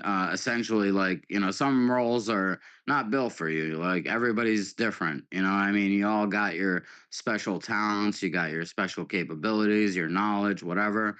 Everybody comes together like Voltron, right? But the thing is, like, yeah, okay, you might not be, savvy or something toward being a precinct committeeman. You could get involved regardless within your local community, whatever it is, on your niche. Not every role is built for you, but you could find a role that is. You know what I mean? It's finding that and getting involved locally, being that cog in the works for within your community. So yeah, that. And as far as the FDA, they've been corrupt for decades. You see these big pharma executives. They go from, it's a revolving door. Is the biggest problem is they go from working from being a CEO at big pharma to going and working for the FDA, and or working for big agro as a CEO and then going and working for the FDA. It's a conflict of interests, 100%. And I love what you said. Free market. One of my favorite things is free market regulation. Vote with your feet, vote with your dollars. Don't go to these places. I don't go to Target. They started doing that, trans stuff, trans agenda toward kids and pushing sexuality on them and stuff. That's not a business I want to shop at. I don't go to Target anymore, period. But yeah, organic, buy organic, like, even though sometimes some people say whatever, I don't care. It's a better option. You know what I mean? It's not laden with toxins and stuff like that. Some people say, oh, it's from Mexico, avocados, or well, oh well. That I don't believe that. I think that Mexico did something against Monsanto, not allowing them, possibly. Correct me if I'm wrong, but double check that later. But yeah, it's about forcing these companies to either they adjust or we don't buy their crap and they go away. They lose profits. That's what they care about. So they better get some act right, and FDA, yeah, it's useless. It's if anything, it's bad for Americans. Like, look at one thing President Trump mentions, and he did in his first term, is right to try, and that's why I don't understand why Lindsay would have to go to Japan to get a treatment. Maybe because that's the only place that they're offering it, but right to try, that should be, she should be able to, like, people should be able to set up a clinic and have the right to try here, in America. And that's one of the things that I love about the man, is that he said, that was one of my favorite things. I'd like to bring up one last thing, is the rescheduling of marijuana. That being rescheduled, yeah, that's a good thing. What's his name? As much as I hate the Penguin, Jerry Nadler, he has a bill that decriminalizes it. Would help a lot of people. Uh, decriminalizing a plant, something God put on this earth, is helpful to many, including my mother. For it to be federally criminalized, but then on the state level, it's decriminalized. You know what I mean? Like for medicinal use. Uh, it's just something that's called the MORE Act. He's got it out there. I don't like the guy. I hate him. The Penguin Nadler. But it's something out there that I'm gonna try to push forward. Even though it's a Democrat, I don't care. It's the bill itself that I look at, and something they could pass would help a lot of people. Would reduce the prison industrial complex sort of matter. But that's, I know some people think it's taboo, and You rubber banding a lot. am I? I'm sorry. I can hear you just fine, Adam. I can hear you just fine. Okay, it might be their connection on their end. But yeah, that's pretty much it. I hit the 3 topics I tried to rapid fire on, but thanks for having me, Marlon. Great space, and I love what Apothecary said. Yeah, spot on, 100%. And yeah, we can make this better. This is the thing, is it's we the people that it's dependent on, and we can make the change. I'll yield. Thank you. God bless all. Good to see you, Adam. Thanks for coming up.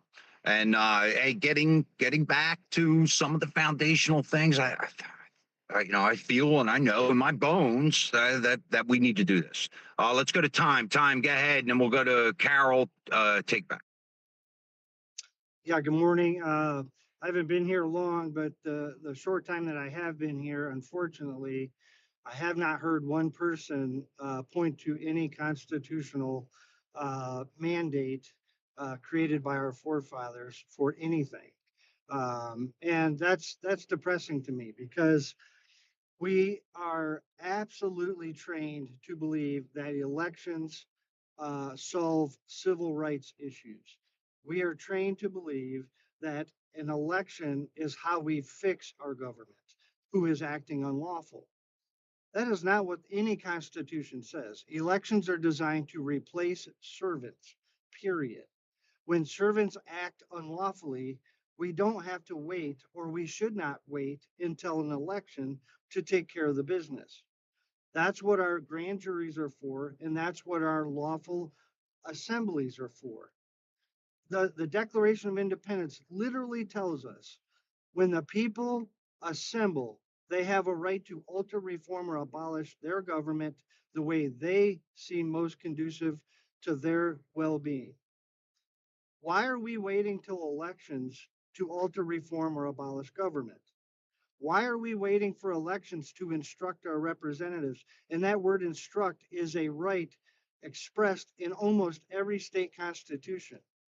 Why do Hey, we Time, why do hold we on one wait this second. way? Hold on one Yeah. second, Time. I'll tell you what the problem is.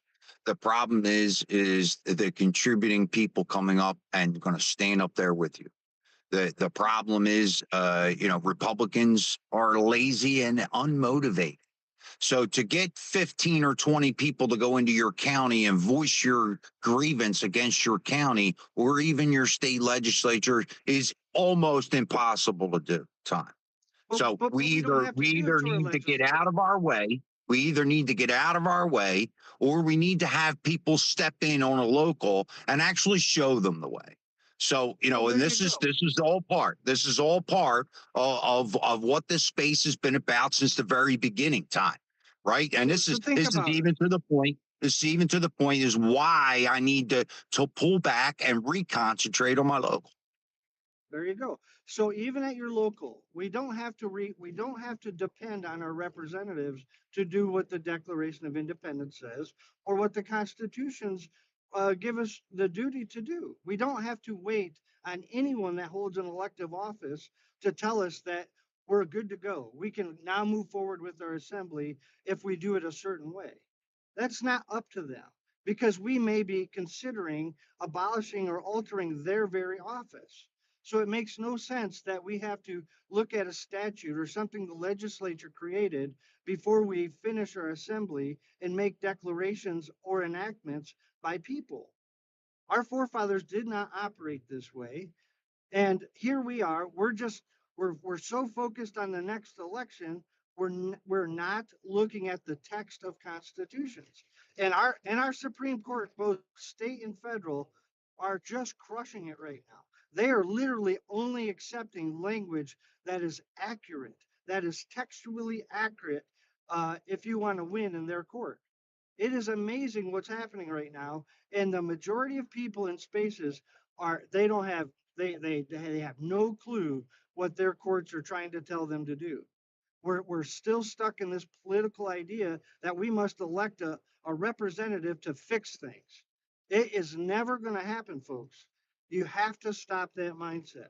Just learn how to assemble by right and alter, reform, or abolish your government, whether it's local, state, or federal. You have the power to do it right now, not waiting on an election. I mean, it's that simple. And that is the remedy. That is actual remedy that can happen. It's not what I think, it's what the forefathers guaranteed to us on writing so that we didn't have to talk about, well, what's the what's the remedy? What are we supposed to do? Well, let's just read the text and do what the text says specifically. That's the remedy. And nobody can argue against you in any court and win because it's written. When you only use the words that are written, how are they going to argue against what's written? And your Supreme Courts are telling you that right now. It's that simple. This ain't complicated, folks, and politics is dumb. Get away from it. I appreciate it. Talk to you later. Thanks, Tom. Thanks for coming in and pointing out the obvious that I guess we forgot about. Again, it goes back to participation. Time you can't go up there by yourself. Tell that county commissioner board that you're going to sue each and every one of them without people standing up with you. That's the problem. So when I dig back in, I get back into the meetings, make both sides uncomfortable. That's where I'm going to start with that. Now, the people that are at that meeting are motivated. I have to get back to that. And these are the mistakes that I've made. Okay, Carmen. Yeah, I just wanted to say, I don't know how many times you've been in the space or this is your first time, but I want to point out that we do talk about, our God-given rights, that were given to us, and that we try to go over them and how to apply them, and in certain situations that we've been in and discussed here in the space. Maybe we didn't speak of it today, but in the past we have. And so how I view it is, they're my God-given rights. Like number one, humans are created in God's image, foundation of rights. That's our foundation of rights. I have a whole write-up about it, but I'm very knowledgeable in it, and I appreciate you bringing that up. But I just wanted you to know we do speak of these things, and we do know that there's certain steps we have to take. Take Back, I believe, is in here, and he's very well involved and very well knowledgeable in that, and he comes in and speaks with us a lot about it. But I appreciate you coming up, and good to hear from you. But he gets frustrated, Carmen. He gets frustrated because, hey, he's able to put it out there what we got to do. It's the people that, hey, got to pick it up and they got to eat it without spooning it to them. That's the problem. So again, I think, and I think that maybe the spaces in the future, we could do a little bit more of this. And what I mean is we need to take and give them examples. We could talk all day long in these friggin' spaces, and if we don't show them examples, nobody's going to believe it. Oh man, did you see what they did in Maricopa County? All these things are happening, and we're not taking advantage of them. So it's time to get motivated, and when it really slaps them in their face when it comes into their homes, which is already there, right? Look at all the subjects we talked about: poisoning our food, corrupted our educational systems, our political systems, our electoral system is manipulated. I mean, how many things do we need to fall on our heads and wake us up? Go ahead, Take Back, and then we'll go to Brandy Fetto. Thanks, Marlon. Yeah, I talk about it all the time when I'm in the spaces, and I really don't want to talk about anything else except for that, because taking back control of your out of control government solves all the problems. Anyway, so I noticed I tend to get into a lot of groups and on the startup, and what happens is we kind of do it wrong, right? Because when you gather a lot of people together and there's no clear mission, then the new people come in and they start questioning, and there's no like real leader or somebody who's a point person, but there's not like a solid group of people who understand the mission and know how to talk about the mission. And so everybody starts asking questions, then it gets into a complaining session, and then the group disbands. So what I decided to do was gather about 5 or 6 people and get them educated on how to do the mission, come up with a recipe of action items, and then start bringing in people. So you're not standing up there alone with no direction, right? You have a clear process. So I created, back to the Constitution, I created 8 notices, judicial notices. Each one targets a specific area of the Constitution and their oath that they're not following. The elected officials are not following. The first one says that all 50 states are in the union, and what's uh, the privileges, or I should say, the rights of the citizens partially enumerated in the constitutions of the 50 states are applicable to every state. That's U.S. Constitution, Article 4, Section 2, or 2 or 4, Section 4. We're guaranteed a Republican government, not Sharia law government. And then the oath of office. Again, take the problem is when we come in and talk about it, people tune it out. Right? You're giving them the information, but we're not showing them examples. So it's either we go back and show them examples, bring them back to the spaces and say, look at what we did. That's what we need to do. And you know what? We're going to take some time to be able to bring these subjects between Gloucester and Camden County and come up with something that we're going to make an example of. And you were on the list.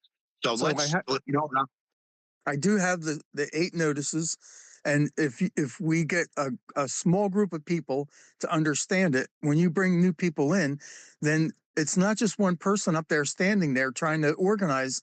It's a group of people that know where we're going and how to do it. So that's it. On the second thought, now it escapes me.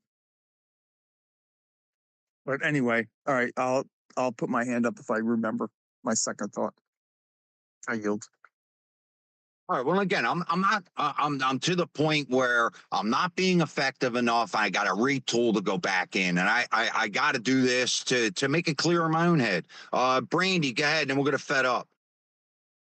Hello, ladies and gentlemen. So I know some of y'all saw my thumbs down, and here's why. Marlon, Carmen, like all of us that have been in here forever, y'all already know we can lead a horse to water, but we cannot make them drink. How many people have talked about these things for at least the last 2 years? Seriously, where's Creditor? Is he down there? Like, there's been huge groups of people talking about all of this, and that, I guess that guy jumped at time. I don't know where he went. I was fixing to tell him, yeah, exactly what Carmen said. Welcome to the space. You might be new. I'm sorry, there was a phone call. We're definitely not new to all this, and it boils down to this. We've all said it. Like, we will end up showing up by ourselves because, let me calm down a little bit. Because we will preach and we will share and we will educate and we will do all these things, right? Look how much Carmen educates. I wonder how many people really in her space actually take the information she teaches them and does the work. I wonder how many. Probably not many. So I'm just going to say keep moving forward. But I guess that I don't know what it's going to take for people to realize that people just don't listen. So don't waste your time too much in trying to educate the masses who don't listen. Just put your boots on the ground and get to going, right? Because at the end of the day, if we wait on the people that we've been trying to educate, guys, for the last year, 2, 3, 4, we're gonna be distracted and we're gonna miss the call when we need to be there. So I'm just gonna keep saying it. Keep doing what you're doing, but don't expect people to hear you. Like, I'm just there. Why people haven't been listening to us for 4 years, Marlon. So in these spaces, a handful have, but not the majority of our audiences. And I'm just concerned we're gonna stay too long in one spot, waiting on them. If you're going to focus on anybody, focus on the 2 people in New Jersey in every district. Focus on finding the 2 people in each district in your town to be committeemen, to represent their party. I mean, if you're going to focus on something, I think you should start. I think we should all be starting there, in addition to all these other things. Again, we just got to half of the accomplishment is just showing up. maybe we can go to Fed Up, and I definitely want to go to Jess up there. And hey, we're going to kind of keep it concise, and we're going to get a couple last thoughts before we wrap it up. Yeah. Well, the other thing is when you talk about this stuff, when you say, it's like when people come in and say, well, I didn't hear you all talking about this, right? And it's in this one space. And, I've heard people talking about the grand juries, talking about the taking back your constitutional rights, both your state and your federal. We've talked about all that. But then to flip around and also, really discount elections and saying politics is dumb and all this other stuff, that's taking away your other part of the power. It is built into our Constitution. It's like I love how people nitpick parts of the Constitution. It's like, some of the things we don't like were voted in laws by our representative republic, which is constitutional. And then some of those have even been reviewed by our Supreme Court and upheld, which is constitutional. So we can't pick and choose what we ignore and what we use out of the Constitution. And so, elections are extremely important, and is our backup way. Yes, if we can go through and do these grand juries and do these different ways to get these people out that aren't doing what we want them to do before elections, awesome. I'm all for it. But our ultimate stopgap that we have every 2 years, 4 years, or 6 years, depending on their position, is to vote them out of office. And that is extremely important. And to what the last person said about, get a couple of people in to be committeemen in your party or delegates in your party or whatever it is. And we take it back that way also, which is, again, everybody says about the Constitution, that piece.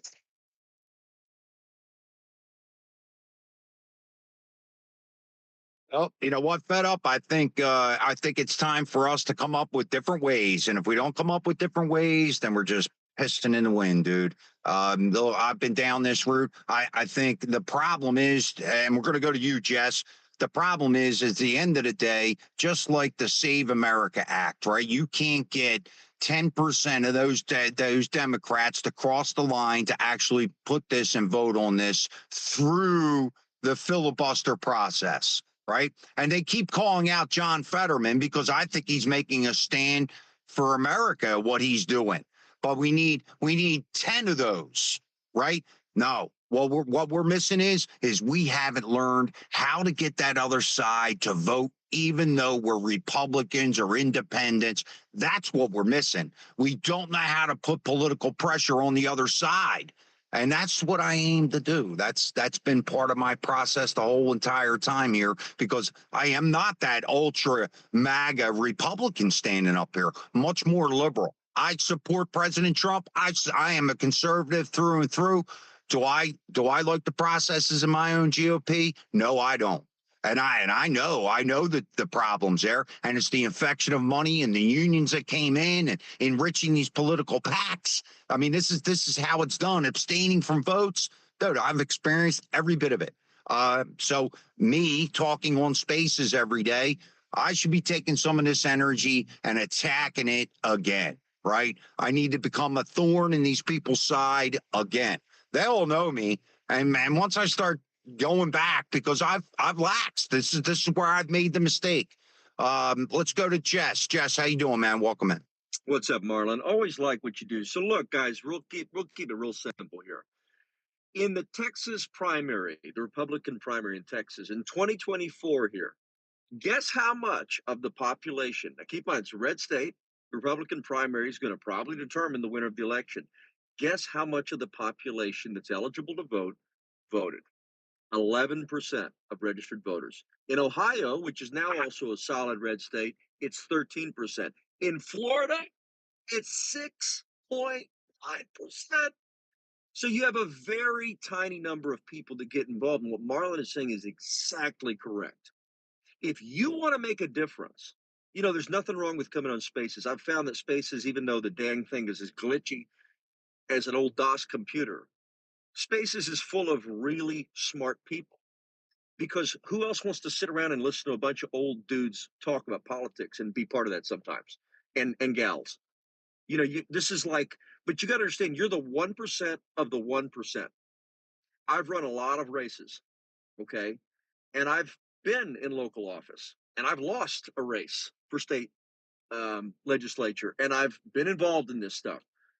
If you want to be involved, you can just do it. You just freaking do it. I changed my bio the other day for the heck of it. I think I'm going to leave it there. I said, I just changed it to, you can just do things. Because I just love that. It's so simple. You can just do things. You can. When I was 20 years old, I was a big fan of Dr. Ron Paul. I liked some of the other candidates too. I was not a huge McCain guy. But I thought, you know what I need to do if I really believe in liberty, and I was a college Republican officer too at Texas A&M. I was like, you know what I need to do? I need to go to the local party. I need to get involved.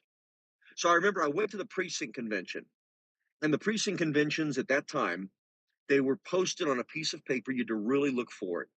It's kind of like if you carry a concealed firearm, sometimes 30-06 postings here in Texas or wherever you are, they're like almost like hidden, like they want you to violate. You know, a lot of people are just like, well, I'll carry anyway. But, you know, follow your state law, folks. But you couldn't find this precinct convention posting, so I had to look for it. But I had heard that there was one, so I found it. I came back at 7:30, and it was me and like 2 other people. The precinct chair didn't show up. So I was like, well, what do we do? Found a packet at the place where we were supposed to sit, and I ran the meeting. That's the first of many precinct convention meetings I ran. I became the precinct chair for that later. I went to the county party. The county was run by this older gentleman, very sweet guy. His name was David Kent, Brazos County, Texas. And they didn't know anything about me. You know, I could have been anybody. And at that time, there was a real concern about people coming into the party who were Ron Paul supporters, who were the pre-Tea Party type of people. This was pre-Tea Party, guys. This was a long time ago. And, you know, I just was really nice to everybody, really respectful. And at the end of the day, if you're a younger person, people do want to give you a chance. So I was really respectful, really kind. There were a lot of skeptics, but I got elected on the slate as an alternate to the state convention. So then I showed up. And of course, I got my credentials because not everybody shows up from the county to the state convention. You got to spend the time to go, you got to spend the effort. I showed up at the state convention and I found out, hey, you can actually go to the Republican National Convention. So I talked to the county chairman. I said, you know what? I think I might try for this. He goes, well, I'm not going to say you can't, but just know you're going up against every seasoned Republican activist in the entire congressional district. And I was like, I understand. I'm just going to give it a try. So I let the slate of delegates go. And then I ran for the first at-large alternate delegate slot. And I'll never forget, it came down to a runoff between me and this old lady who quite literally was the most venerable of the GOP activist women in the largest county in our congressional district. I knew I couldn't beat her, but I gave a good speech. I was really respectful. I shook everybody's hand, and I won that seat. And I went to Minneapolis, St. Paul, and I was an alternate delegate at the Republican convention. And 4 years later, I was a delegate, and I won this first slot again. And what I'm trying to tell you is not to say, look at what I did. It wasn't that big of a deal. And when I got to the convention, by the way, I got harangued by McCain supporters just for asking, well, isn't McCain not that conservative? You know? But here's what I want you to understand. If you want to go get involved in the Republican Party, if you want to make a difference, you just do it. Don't wait for somebody's approval or permission. Just get involved. Go to your local party meetings, go to a precinct convention, and honestly, you can probably be the precinct chair where you are. Most people, that's odds on, there's probably not one. You can go and help some candidates. You know, if you help a candidate running for state legislature, they will never forget you, ever. So guess what? When they get into the office, you have an opportunity then to go and be involved in the legislative process. You can go and testify at committees. You can maybe even help write bills. Later on in my public policy career, after I had been a city councilman, I helped write bills. They got passed here in Texas, working with a lady named Brooke Rollins, who's now the Secretary of Agriculture. All this started because I had just a little bit of gumption and ego as a 19, 20-year-old kid that, you know what, I guess I can just do this. Honestly, these days I look back, I'm like, man, I was really insecure. How did I even do it? But that's the thing, Marlon. If we want to get involved, there's nothing stopping us. So if people just get off this damn app sometimes, I love this app. I love Spaces. I really do. But we have to be engaged. Just go do it. Go to your local party meeting and say hello. And you can say, if you want to, you know, I happen to be really active online. I have a great community of pro-Trump people. I'd love to connect you to that. I'd love to invite you to come and join us sometime. Make it seem like you've got something to offer too. You probably do. But I guarantee you they need your help. And if you go and you get involved enough, it doesn't matter if you're in San Francisco or if you're in Alabama. You have a place where you can be involved. And it will be a tremendous richness in your life because the people involved in the Republican Party, even though a lot of them are, you know, kind of older, curmudgeon-y kind of people in some cases, the fact of the matter is when you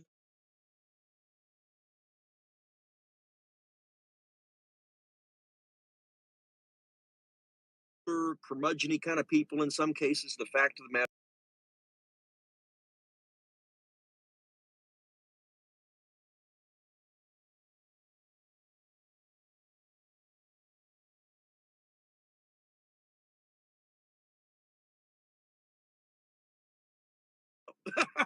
try to get along with them. You'll find some really good people, but you can do that. Anybody can do that. So that's what I wanted to say, Marlon. I think we all have to get involved. I appreciate you emphasizing that. It's so important. But Jess, you know what? It's up to us, the people that have been down this circuit, understand how these political campaigns are funded, what the backroom deals are. This is what most people don't understand. And they need people to come back and say, hey, Jess, what about this? You know, hey, I saw this bill come across. I'm looking at the connection between the subcontractor and this political position. I mean, there's so many scenarios that people like us, Jess, that could help. And that's really where they need the help. Because you know what happens?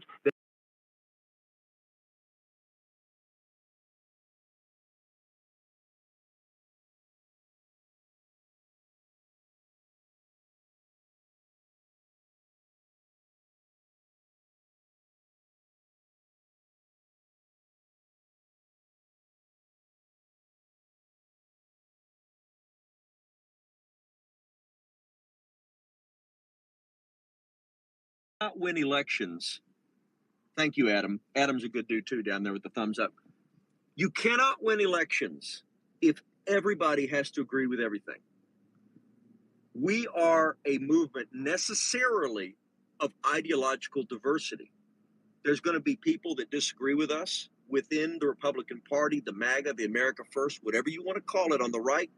There's going to be people that disagree with you on a lot of different issues. Why is that, by the way? Seems like the Democrats all have agreement. Why is that? Well, the Democrats are statists, right? They don't believe in ideological diversity. Actually, they depend on not having ideological diversity. That's why they drummed all the Southern Democrats and the actual centrists out of their party. They got rid of them all. That's right. The Republican Party is the place where you can have some disagreements and differences. But at the end of the day, we come together and we try to win these elections and do the best we can, get the best candidate. And when you see people out there who are trying to divide us and they claim that they're on our side, you really need to do a double take.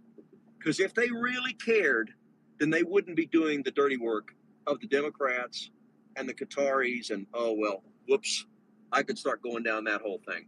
Sorry, Marlon, I'll shut up now before I get you in trouble, brother.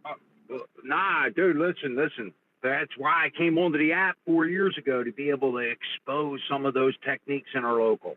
You know, understanding that, you know, our Republican Party has ushered in an arm of the Democratic Party by inflating these unions into these political PACs. And now they got both sides wrapped up, dude. My GOP is successfully split down the middle. And you know what? I need to go change some of it. I need to get back for myself.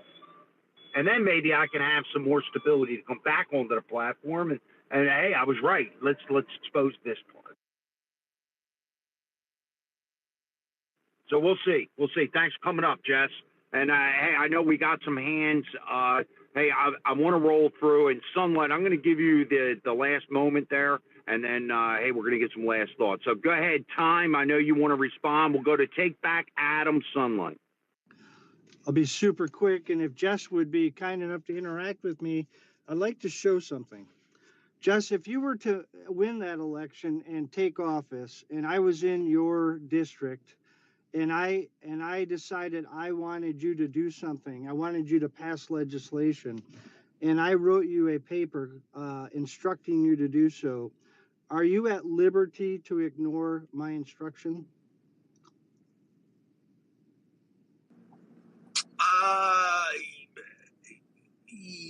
I'm not entirely sure what you're saying exactly. What are you trying to get at? All right, I wanted to say this to prove a point to people. Every state constitution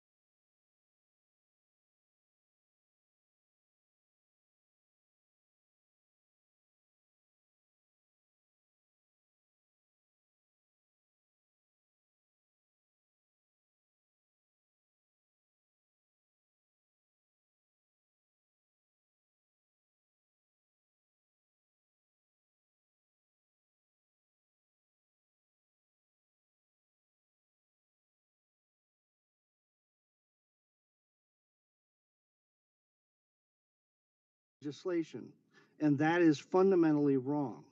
In fact, history shows that if legislatures create enactments of law without proof of instruction to do so, they are acting on their will and not the will of the people.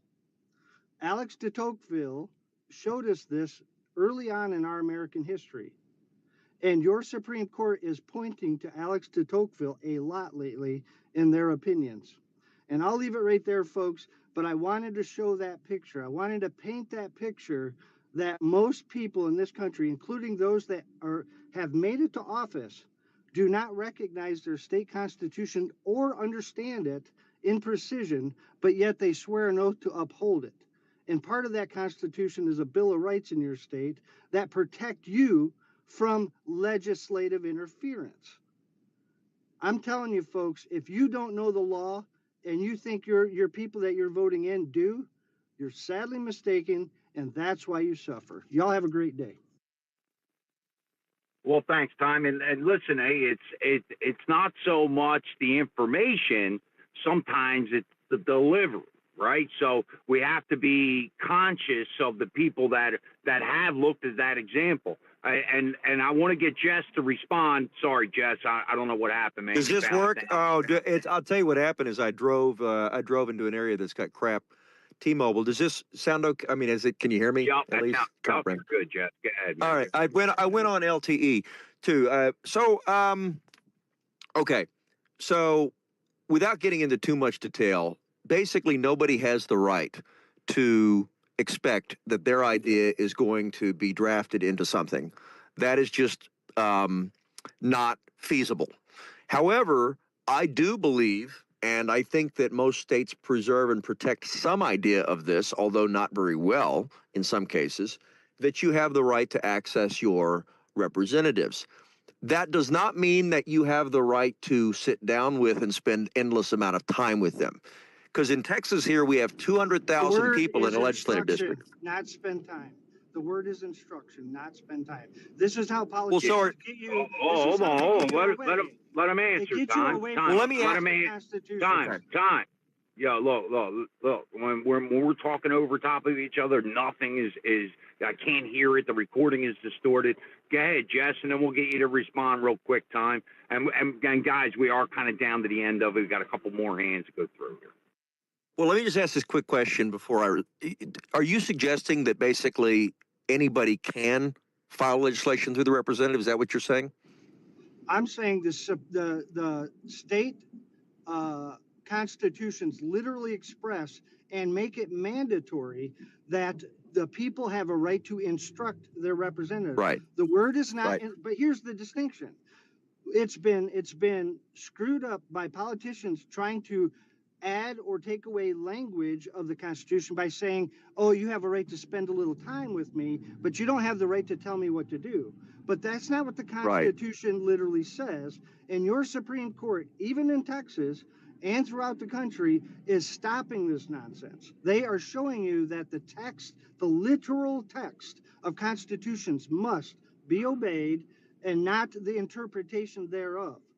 And so we've allowed attorneys and politicians to muddy the water with language that does not exist. So here's what I'll say to this. Okay, I'll keep it real simple. I understand what you're saying. It's kind of like the people who this is what you believe. But you know, there's people who say you know, look,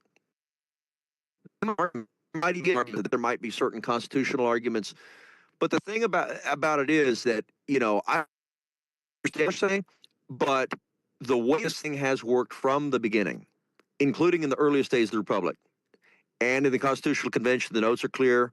It's clear from the pre-Articles of Confederation states. It's obviously clear that no individual necessarily had a prerogative in filing this or that or whatever. Everybody, in theory, is on equal ground. Now, what actually makes the difference? Well, this is why there's lobbyists, right? And I've been a lobbyist at certain points. When you lobby, you are being paid for influence because you're good at it. As citizens, and this is what Marlon was saying earlier, as citizens, our job, if we are grassroots interested people and we believe in something, we have to empower ourselves to be influential. Now, in some places that's easier than others. But the fact of the matter is that if you want to get something passed as a law and, you know, you're in a reddish state or you have a reddish legislator, it's probably possible. But the way to do it is not to go and demand anything. It's to form a good relationship, maybe with the chief of staff or the legislative director, try to get in there and see what you can get done. And that is how the system actually is. I'm not suggesting that that's perfect. And I know there's a lot of good people that don't get hearings on their ideas. I understand that. But if you gave everybody a hearing on their idea because they believe they have a right to it, think about what chaos that would ensue and how the Democrats would also use that. So the system we have is a republic if we can keep it. It's not a democracy. And it certainly isn't the dictatorship of any one individual. It's not supposed to be. We are supposed to all have the ability through our representatives to influence things, but they are empowered to make decisions. That's what a republic is. And so we have to work as grassroots individuals to be part of the process. It's very, very important, and nobody has a right to force anybody to do anything in our system. So look, in the back of my head, I know what time is saying. I understand, and there's a lot of things that go beyond that. And Jess, Jess, I mean, he's not talking crazy language, but what he's not talking about, and time, I'm going to give you a quick second to respond, but you also have to understand the word compromise, right? Most people don't want to hear this word. They don't want to talk about it, but, we can go in and demand some of the people on the right to be able to do these things and dictate to them, attack their surety bonds and their statute. You can do that, but you're not going to get anybody to help you at that point. Then it's going to get stuck on somebody's desk and nothing is going to happen. So it's either we work inside the system that's there, we're not going to get anything done until there's a change in the system. So look, we could have an entire space just on how this political moves are done behind the scenes and the way that the funding comes into that conversation. So, Tom, go ahead, man. Yeah, thanks. I'll be super quick. Nothing just said can be found in constitutions in regards to authority. And the second part is, Marlon, you asked about receipts. You wanted to see how it works, and you wanted to see fruit of what we do. And I would just point literally everyone in the space to your Supreme Court opinions over the last 4 years, and many of the state Supreme Court opinions over the last few years. And I want you to look for the good things. And you're going to find, especially at the federal Supreme Court, that 99% of the opinions are absolutely textually correct, and they're corrective from old ways. I mean, look at Roe v. Wade. I mean, look at all these old things that we thought were the law of the land got overturned because the text of constitutions, the history and the traditions did not line up with what our forefathers regarded as law. And so I grant you that today this is not how it's operated, but I need you guys to understand that your people at the Supreme Court, at the highest level in law, are telling you, yes, we admit that this is not how we're doing things, but we are trying to teach you to correct yourselves. Learn how to instruct your representatives and demand that things happen according to your will and not their arbitrary will. I mean, that is what your Supreme Court's telling you. It's not me. Every case. I get it. Unfortunately, thanks, Don. Unfortunately, Jess, you and I know a lot of people that are in that political system. They understand that, hey, it's not a clear, concise line, right? It would be great if we could waltz into our state legislature and demand them to do things, but there has to be steps along the way. But again, until those steps get actually fixed, you're pissing in the wind. You're going to be left on the outside. That's right. That's right. Yeah, I mean, look, what did Jefferson say? If men were angels, no government would be necessary. So we know that people are imperfect, and people are running our government. And it's us through our representatives. But of course, that's broken. The way that we restore our constitutional order and the way that we restore our principles is by figuring out how to have an influence, how to be involved. And it's not pretty. Yeah, Jess. Yeah, but you cannot, unfortunately, things are just not perfect anywhere. And I mean, what they're not doing is we're not talking about Time, hold on, man. Time, hold on. Really, I would love to continue with this conversation. I got half a dozen hands, and I got to wrap it up. And I got a little something to say here, too, at the end. I want to make sure that I get out there. So I appreciate that. Listen, I take back, I know you're next. We're going to go to Adam, but hey, I want to go to Faith. She had her hand up a couple of different times. Faith, go ahead. Then we're going to take back Adam, Hey, Sunlight. and we're gonna wrap Marlon, I have stuff on this topic. Can I go? All right. Well, then we're going to go to Faith right after that. Go ahead, take, and then we'll go to Faith. All right. So first of all, we need everything. We need the spaces. We need the political parties. Not that I like them because they're unconstitutional, but we need them because that's where we're at right now. And we have to do that. The lobbyists, they're unconstitutional also.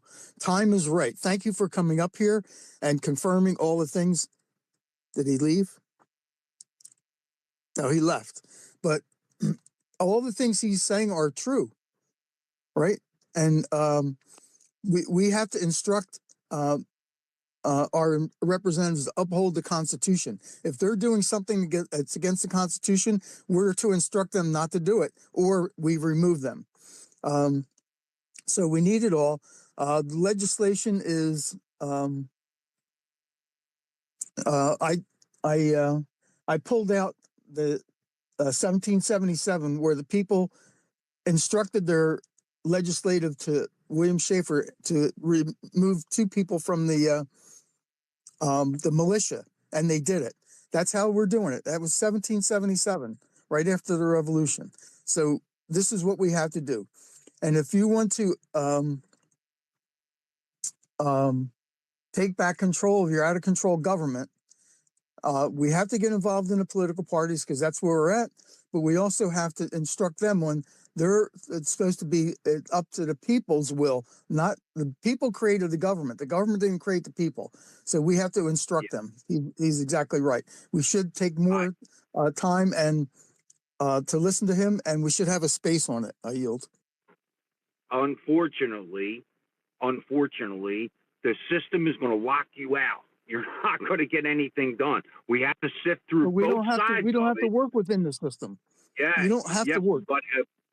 But again, as soon as you go outside of the system, you're going to be extradited. You're not going to get any compensation. You're not going to get any. Dude, I'm just saying. Let me. Well, everybody can disagree. It doesn't really matter. Unfortunately, the way the system is, and it's unfortunately run by the lobbyists. It's run by the amount of money that's in these campaigns. You're right, Hey, there are ways that we can get out of this very easily. But unfortunately, the way the system is now, you have to have participation. If you get 20 people, I'll go stand up there with you. But that's the problem, right? So at the end of Marlon, it, when you don't get it, Jess, and we're going to That's not what's happening. Because there's people sending notices to the Supreme Court. What Time said, they're changing because we sent them notices. So no, you don't have to follow the system all the time. I'm not saying don't follow the system. Also you have to do that, but you can go around this other route. There's multiple ways to skin the cat. go ahead, Jess. And Marlon, I just want to say briefly, I just want to correct. Lobbying is absolutely constitutional. It's protected by the First Amendment. There have been countless court cases on this. If you were to try to ban lobbying, then you would basically ban all citizen action because they are protected by the exact same laws. And that's what Citizens United was all about. We have a right to lobby and influence our government. That is literally protected speech under the First Amendment, no matter where it is done. Every state also has the same protections in their state constitution. So look up Black's Law 4th edition emoluments and then tell me that again. Yeah. All right. That has nothing to do with our Constitution. Yeah. Let's just, I'm telling you, that's what, it's a very gray area. It's very easy to stand up and say, hey, here it is. Here's the gray line, but get everybody to participate with it. Go ahead, Carmen, and we'll go to Faith, Adam, Sunlight. I'm just jumping in really quick to say, when you want to teach people something, when you come into a space and want to teach people something, that's not the way it's try to get them to want to learn, is by trying to force feed it down their throat, or yelling or getting upset with them because they're not having an understanding of it. It's just not going to catch, and people are not going to listen. They cut you off. And a lot of times that's what we're getting in spaces, is that not you take back. I'm not saying that, but just the gentleman come here, he got upset because we weren't agreeing or we weren't understanding, et cetera, et cetera. You can't get upset with us. If a professor gets upset with me because I don't understand something right off bat, then what's the point of going to the class? You know, and so that's just how I'm going to say that. You've got to be patient, and we've got to be willing to be on the same level as everyone else and try to teach it, you know, where people can understand it and where they want to continue to understand it and continue to learn about it. That's all I'm throw that out there. Carmen, this is why it's a full stop. This is why I need to do this, show people examples so that we come back here and say, look, the shit works. Or, hey, learn the political figures that Jeff talked about. You know, just these are relationships that we're making, even though I'm in a different state. You never know where we could line up together, whether you be in the State Department or in congressional seat there. Well, just remember my name. So, you know, these are the relationships that we talked about a little bit earlier. Again, Yeah, and I Carmen, I apologize if I was rude. If I was rude in how I responded to anybody, that certainly No, was not not my you. intent. It wasn't Carmen. you. Oh, okay. All right. Well, I can be kind of intense. I've been accused of being intense a few times, you know, but I think that we, you know, when, look, I'll just say this too. Like, the thing about it is, like, whether it's somebody talking about Black's Law or certain things about state constitutions or whatever, people have very intense feelings about a lot of these ideas, okay? And I realize that there's a lot of folks online that are talking about stuff, okay? And they're all experts, and a lot of them contradict.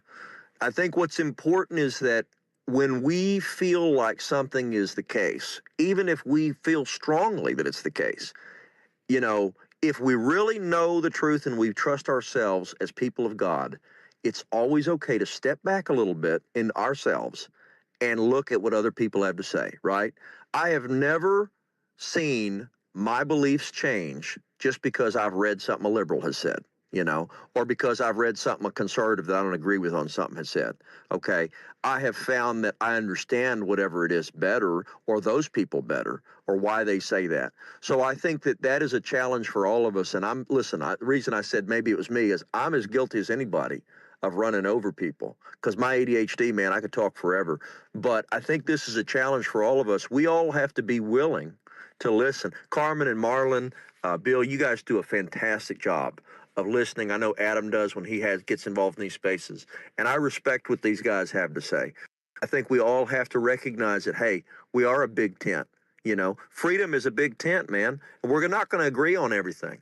But we will agree that offshore fishing is fantastic. And Marlin is awesome. So, well, that's, you know what, I think more of the notion that class space is we need to sift through all this information. You know, just you can you know, hey, enlighten us on way that process is going to work out and who's going to have their hands in it. And then take back, there's going to be times when we need to step in and be prioritizing with our notion or setting some kind of evidence. So we need to drag out both sides so that we can go up there without turning people off. Get up there, your commissioners here, and start demanding, we're not going to help you.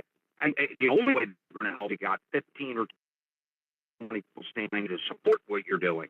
So there's a lot of things in between. Hey, let's go to Adam and then we'll go to someone. Yeah, thanks, Marlon. You know, a lot of you know, around like 2000, you know, 2005, let's say 2007, there's a lot of Democrats that were part of you know, the anti-glyphosate, you know, anti-Monsanto, you know, organic movement. Where'd they go? That was Maha. They came over and joined us because we were all like-minded. That's the thing. And what are we left with? Like a group of Democrats that are just, you know, everyone that's been, you know, somewhat, you know, like-minded and kind of wants the same future has kind of come over into the tent. It's keeping them here is the thing. And, you know, they feed these narratives, you know, to divide and try to break up what we've built together. But we've got Maha, we've got the Barbs now, we've got all sorts of great people coming together. that are like-minded and generally want the same great future for their future generations of children. So that's great stuff there. Real quick, for things that, I don't know if you mentioned this earlier or saw it earlier. I pinned it up top for a second. You could take it down, but Anthony Fauci, Anthony Fauci's advisor, indicted by Department of Justice, David Morin, 78, has been charged with conspiracy against the United States, destruction, alteration, or falsification of records in federal investigations, concealment, removal, or mutilation of records, and aiding and abetting. That's the assistant to, advisor to Anthony Fauci. So what does that lead to? I think things are happening in the positive manner here. One thing you guys were talking about, I think President Trump, 2017 gave that speech. He's given the republic back to we the people. Do you want to take it? Can you take it? Can you keep it?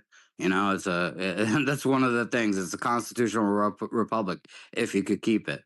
So he gave that offer, and the question is, it's there on a plate.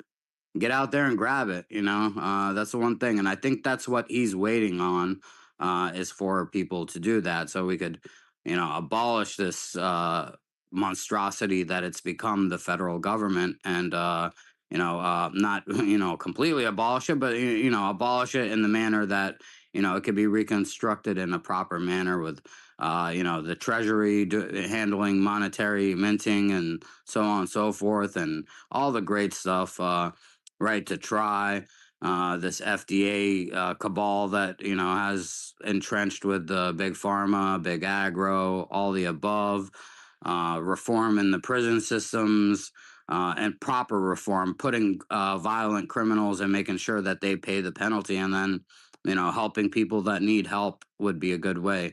In regards to substance abuse and things like that. Dealers, yeah, dealers, that's a different subject. Uh, but helping people and bettering people is a good thing. So I think that President Trump is waiting on we the people to come up and make that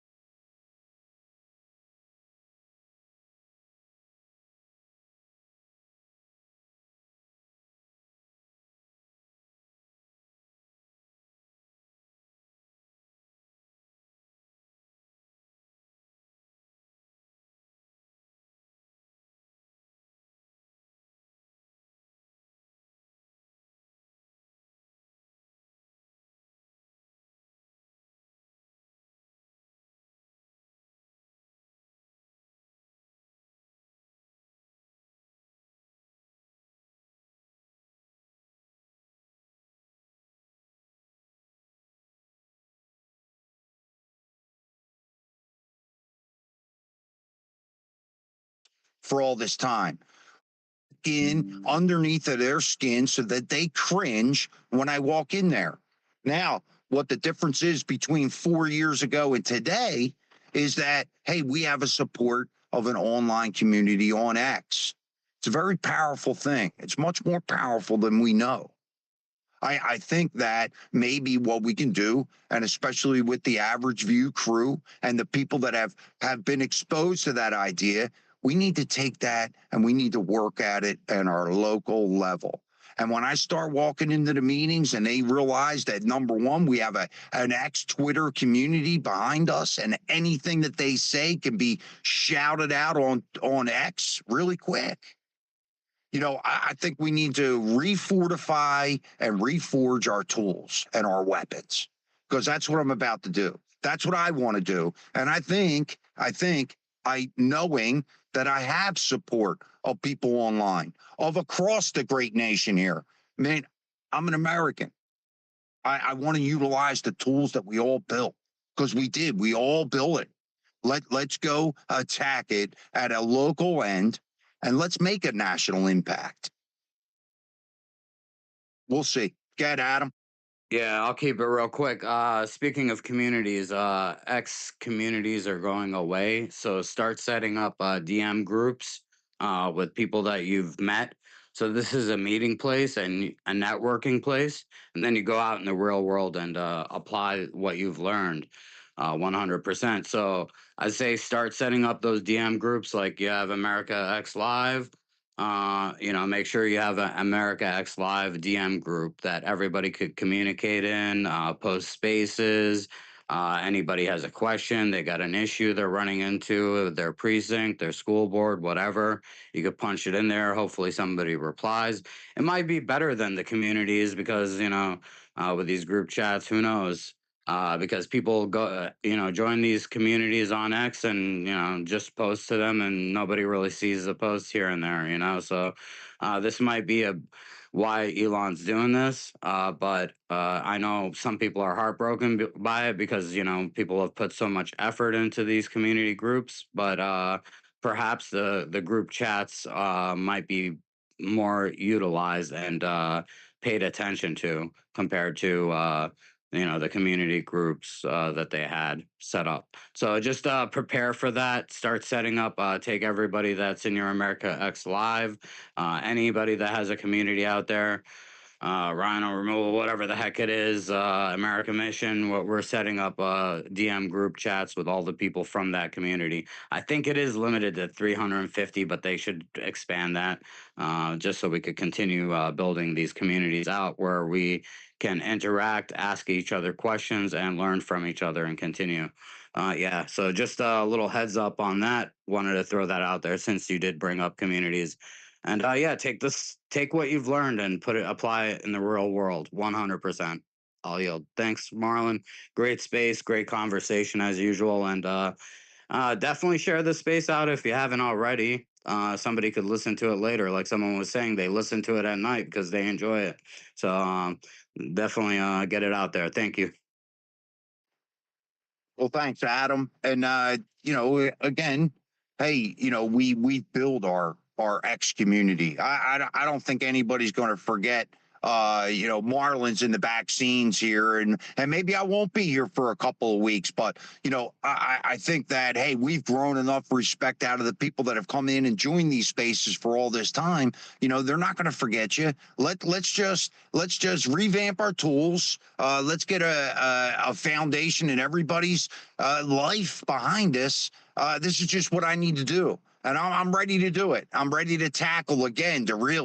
I need to get in the thorn and poke these people, because you know, having a phone call that hey, the East Coast wind, the Empire wind is still going, right? These materials are being you know, passed around New Jersey. There's so many things that I'm missing. I feel as though I've made mistakes, and this is where I need to go fix it. Take back. You want to say something quick? Last thought. Marlon, we're 1,000% behind you. So whatever you want to do, you know, just let me know. I'm there with you. I'll run down to Washington, D.C. I have my own schedule pretty much, and I'm there with you. I yield. Well, I appreciate it, brother. And you know, and I think there's been an outreach of people from New Jersey that you know, I just can't stand back and watch these people fumble the ball in front of me. You know, maybe it's time for me to learn how to be a journalist, you know, or an investigative journalist. You know, maybe I'm not the best guy writing it, but I can definitely get the content out there. And I need to do this, especially about those phone calls over the weekend. It irritated me to no end, and know that I got to go lean on my county, man. And I want them to cringe. That's what I want.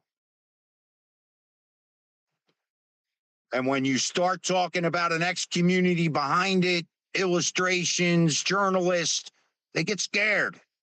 Maybe they'll start, you know, popping back up and standing straight if they know people are there watching it. But if you let it continue and you let it see what it morphs into and how bad that we're all manipulated across the country, let's start right back in my own county. Let's go get under the skin of that congressional board, that commissioner's board, and they're going to hate me. Okay, Jess, you want to say? Real quick, just anybody that wants to do this, which of course I encourage everybody to do. You know, I'm not your dad. I've got 5 kids of my own, so I don't need to be anybody's dad. But I'm just going to encourage you. If you go to a meeting, you know, dress nice. Be mindful of that. Wear a belt. Tuck your shirt in, dudes. You know, fix your hair. I don't think I have to tell this to the ladies. I think it's more really the men, honestly. Carmen, I know you wouldn't go looking like a, you know, messed up lady or whatever. I mean, you ladies are fine. But it's amazing how often when people want to go and get involved, they kind of just expect it's like they're going to a, I don't know, a soccer game outside. You know, I mean, dress nice and be respectful. Open the door. If you're going into a meeting with a bureaucrat or a politician, try to open the door. You know, bring, if you do have points, if you're trying to influence specific legislation, print it out on a physical piece of paper. Go to FedEx office if you've got to. Print your points out. Don't have some, you know, drag on thing that looks like a manifesto that you're about to go and commit a crime. Like, have a nice 1-pager with bullet points, you know, executive summary at the top. Executive summary. I think that the rezoning of this property is going to cause a problem for the neighborhood. This is the reason why. Bullet point 1, bullet point 2, bullet point 3. And try not to be hyperbolic. You know, if you go in there and you say, you idiots, or you work for me, do you think anybody's going to want to listen to you? Yeah. No shot. Yeah. You know, when I was a councilman, I remember people would come, and it was a city of 100,000 here in Texas, and I was at large. And if you came, there were people I loved, and they would come and they would start screaming their head off.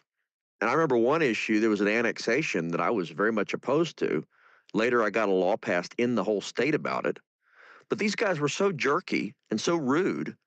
I told them privately, I said, guys, I want to vote against you. If it wasn't against my principles, I'd vote against you because you're pissing me off. Please shut up. Stop saying this stuff. Like, you're attacking these other people on the council with me. And yeah, they're liberals, but, you know, they're people. So be respectful. Everybody wants to listen to respectful, thoughtful people. And I can't emphasize that enough. But be firm. You come in well prepared, good set of points. You know, you know what you're talking about, and you're not overly argumentative. You got a chance to influence things. And I think that if you have questions, I'm not going to volunteer Carmen or Marlon's time or Bill, but I think these guys know what they're talking about. You can always message me if you want to, you know, a quick question about some local thing, or Adam, who's done incredible stuff with America Mission, and those guys, I mean, they really know their stuff too.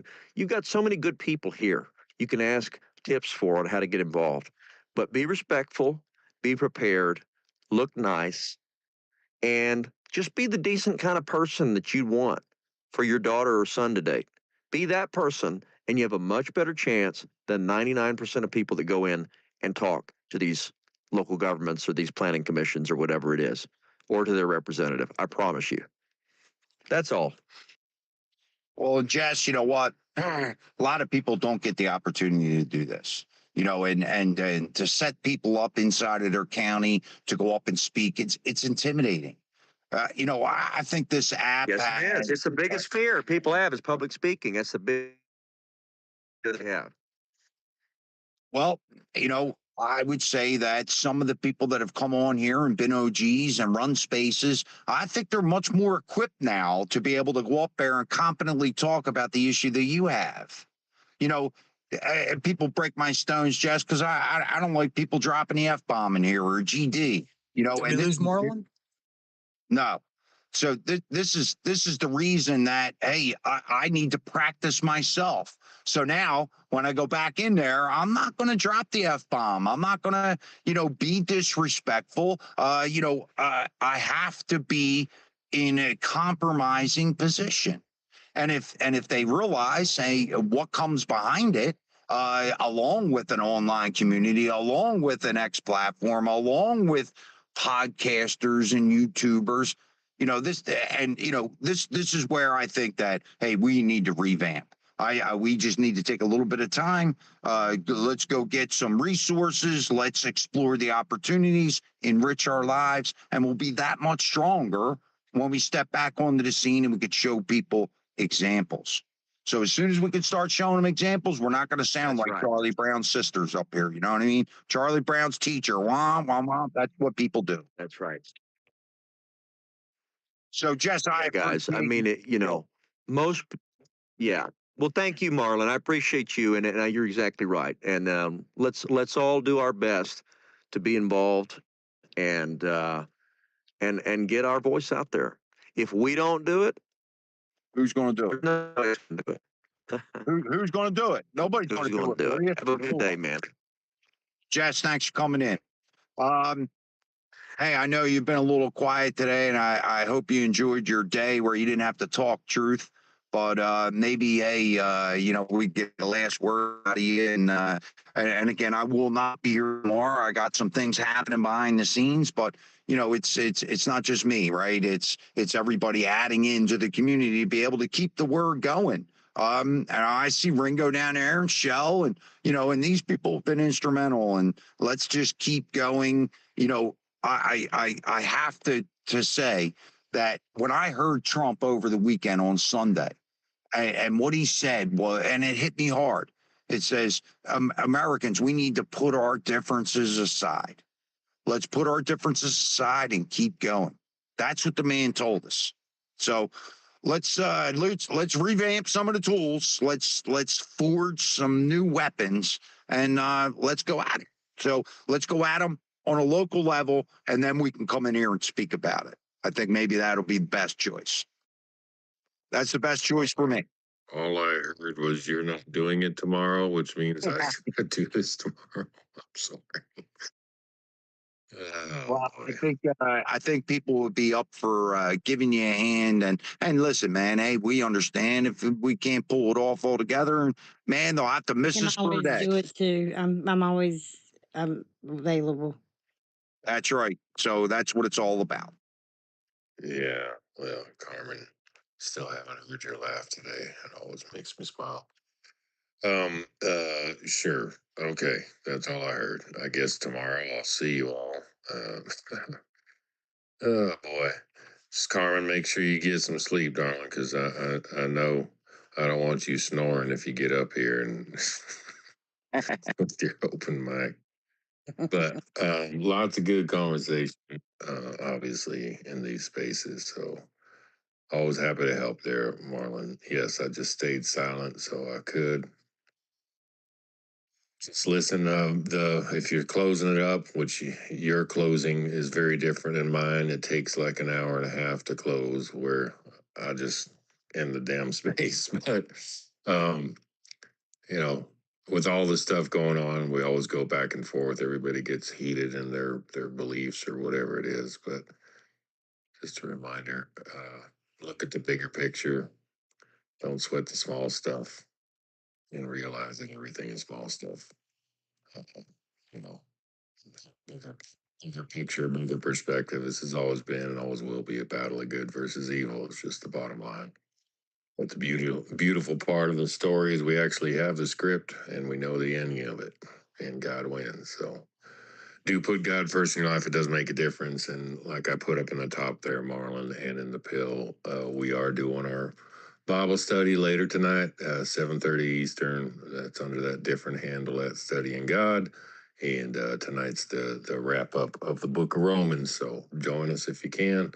Other than that, it's always great to see y'all. And yes, I guess reluctantly, I'll be hosting Marlon Space tomorrow. So yippee. Well, don't sound so enthused. Dude, I was up all night. It's just another one of my damn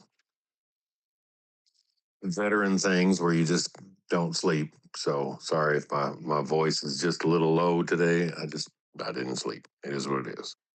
No worries, man. And listen, hey, I really thank everybody stepping up and hey, contributing to the community, because at the end of the day, that's all we have, right? We're able to come on to the spaces, God willing, and to be able to voice some of our opinions. But now, hey, the landscape has changed a bit. Some of the things that are engrossing some of these spaces, there's no outcome to them. So let's get the distractionary smoke out of the way, and hopefully, hey, we can get and get some kind of a semblance in our own community. That's what I feel like. This is where I've made a mistake. I need to now go back, scrap it all, start the blocks over, and let's brick by brick, right? And exploring these other platforms along with it. So, man, when you step in front of that congressional or that commissioner board, wow, you know what? They may be thinking, wow, we have to actually answer this guy. If not, he's going to politically smear us. And when we get that down, that's when we're going to become powerful. Carmen, I appreciate you coming up and throwing in co-hosting today. Thank you, Marlon, and thanks everyone for coming and supporting. Good to see you, Jess. And Lindsay, I see you down there praying for you still. God bless you, and have a great day. Thank you. Good to see you, Carm. Bill, thanks for coming up and co-hosting, man. It was an important space, and I appreciate you coming up and supporting it.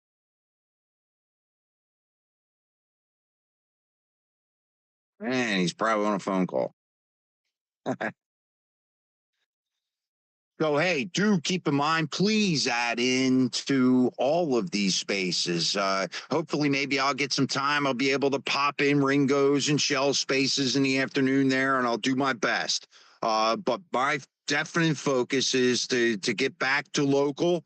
I really need to fight the East Coast wind right now, and I think using the average view, I think that we can kind of reconstruct the way that we were all intending that thing to happen. Hey, I want to put out a special thanks to people that did volunteer, come in, put some heart and soul to this thing, and believe me, it's not going anywhere. Let's just take a little bit of time. I need a little learning to do. I think we all have a little bit of learning to do. So let's go tear apart my local. I'm ready. So, Bill, you still there, or are you on a phone call? Well, listen, I don't think he can talk there, Marlon. He looks like he's in that co-host limbo thing. He's stuck. He is stuck. Wow, that's a shame. Sorry, Bill. Appreciate you coming up and co-hosting. Carmen, great to see you. Jess, it was great. American X, Truth, Adam. Have a great rest of the day. Hey, I won't be here tomorrow, but hey, I'll do as much as I can. So I want you to all enjoy the rest of your day, the rest of your week, and amen. God bless America. I'll see you soon. Truth. See you tomorrow.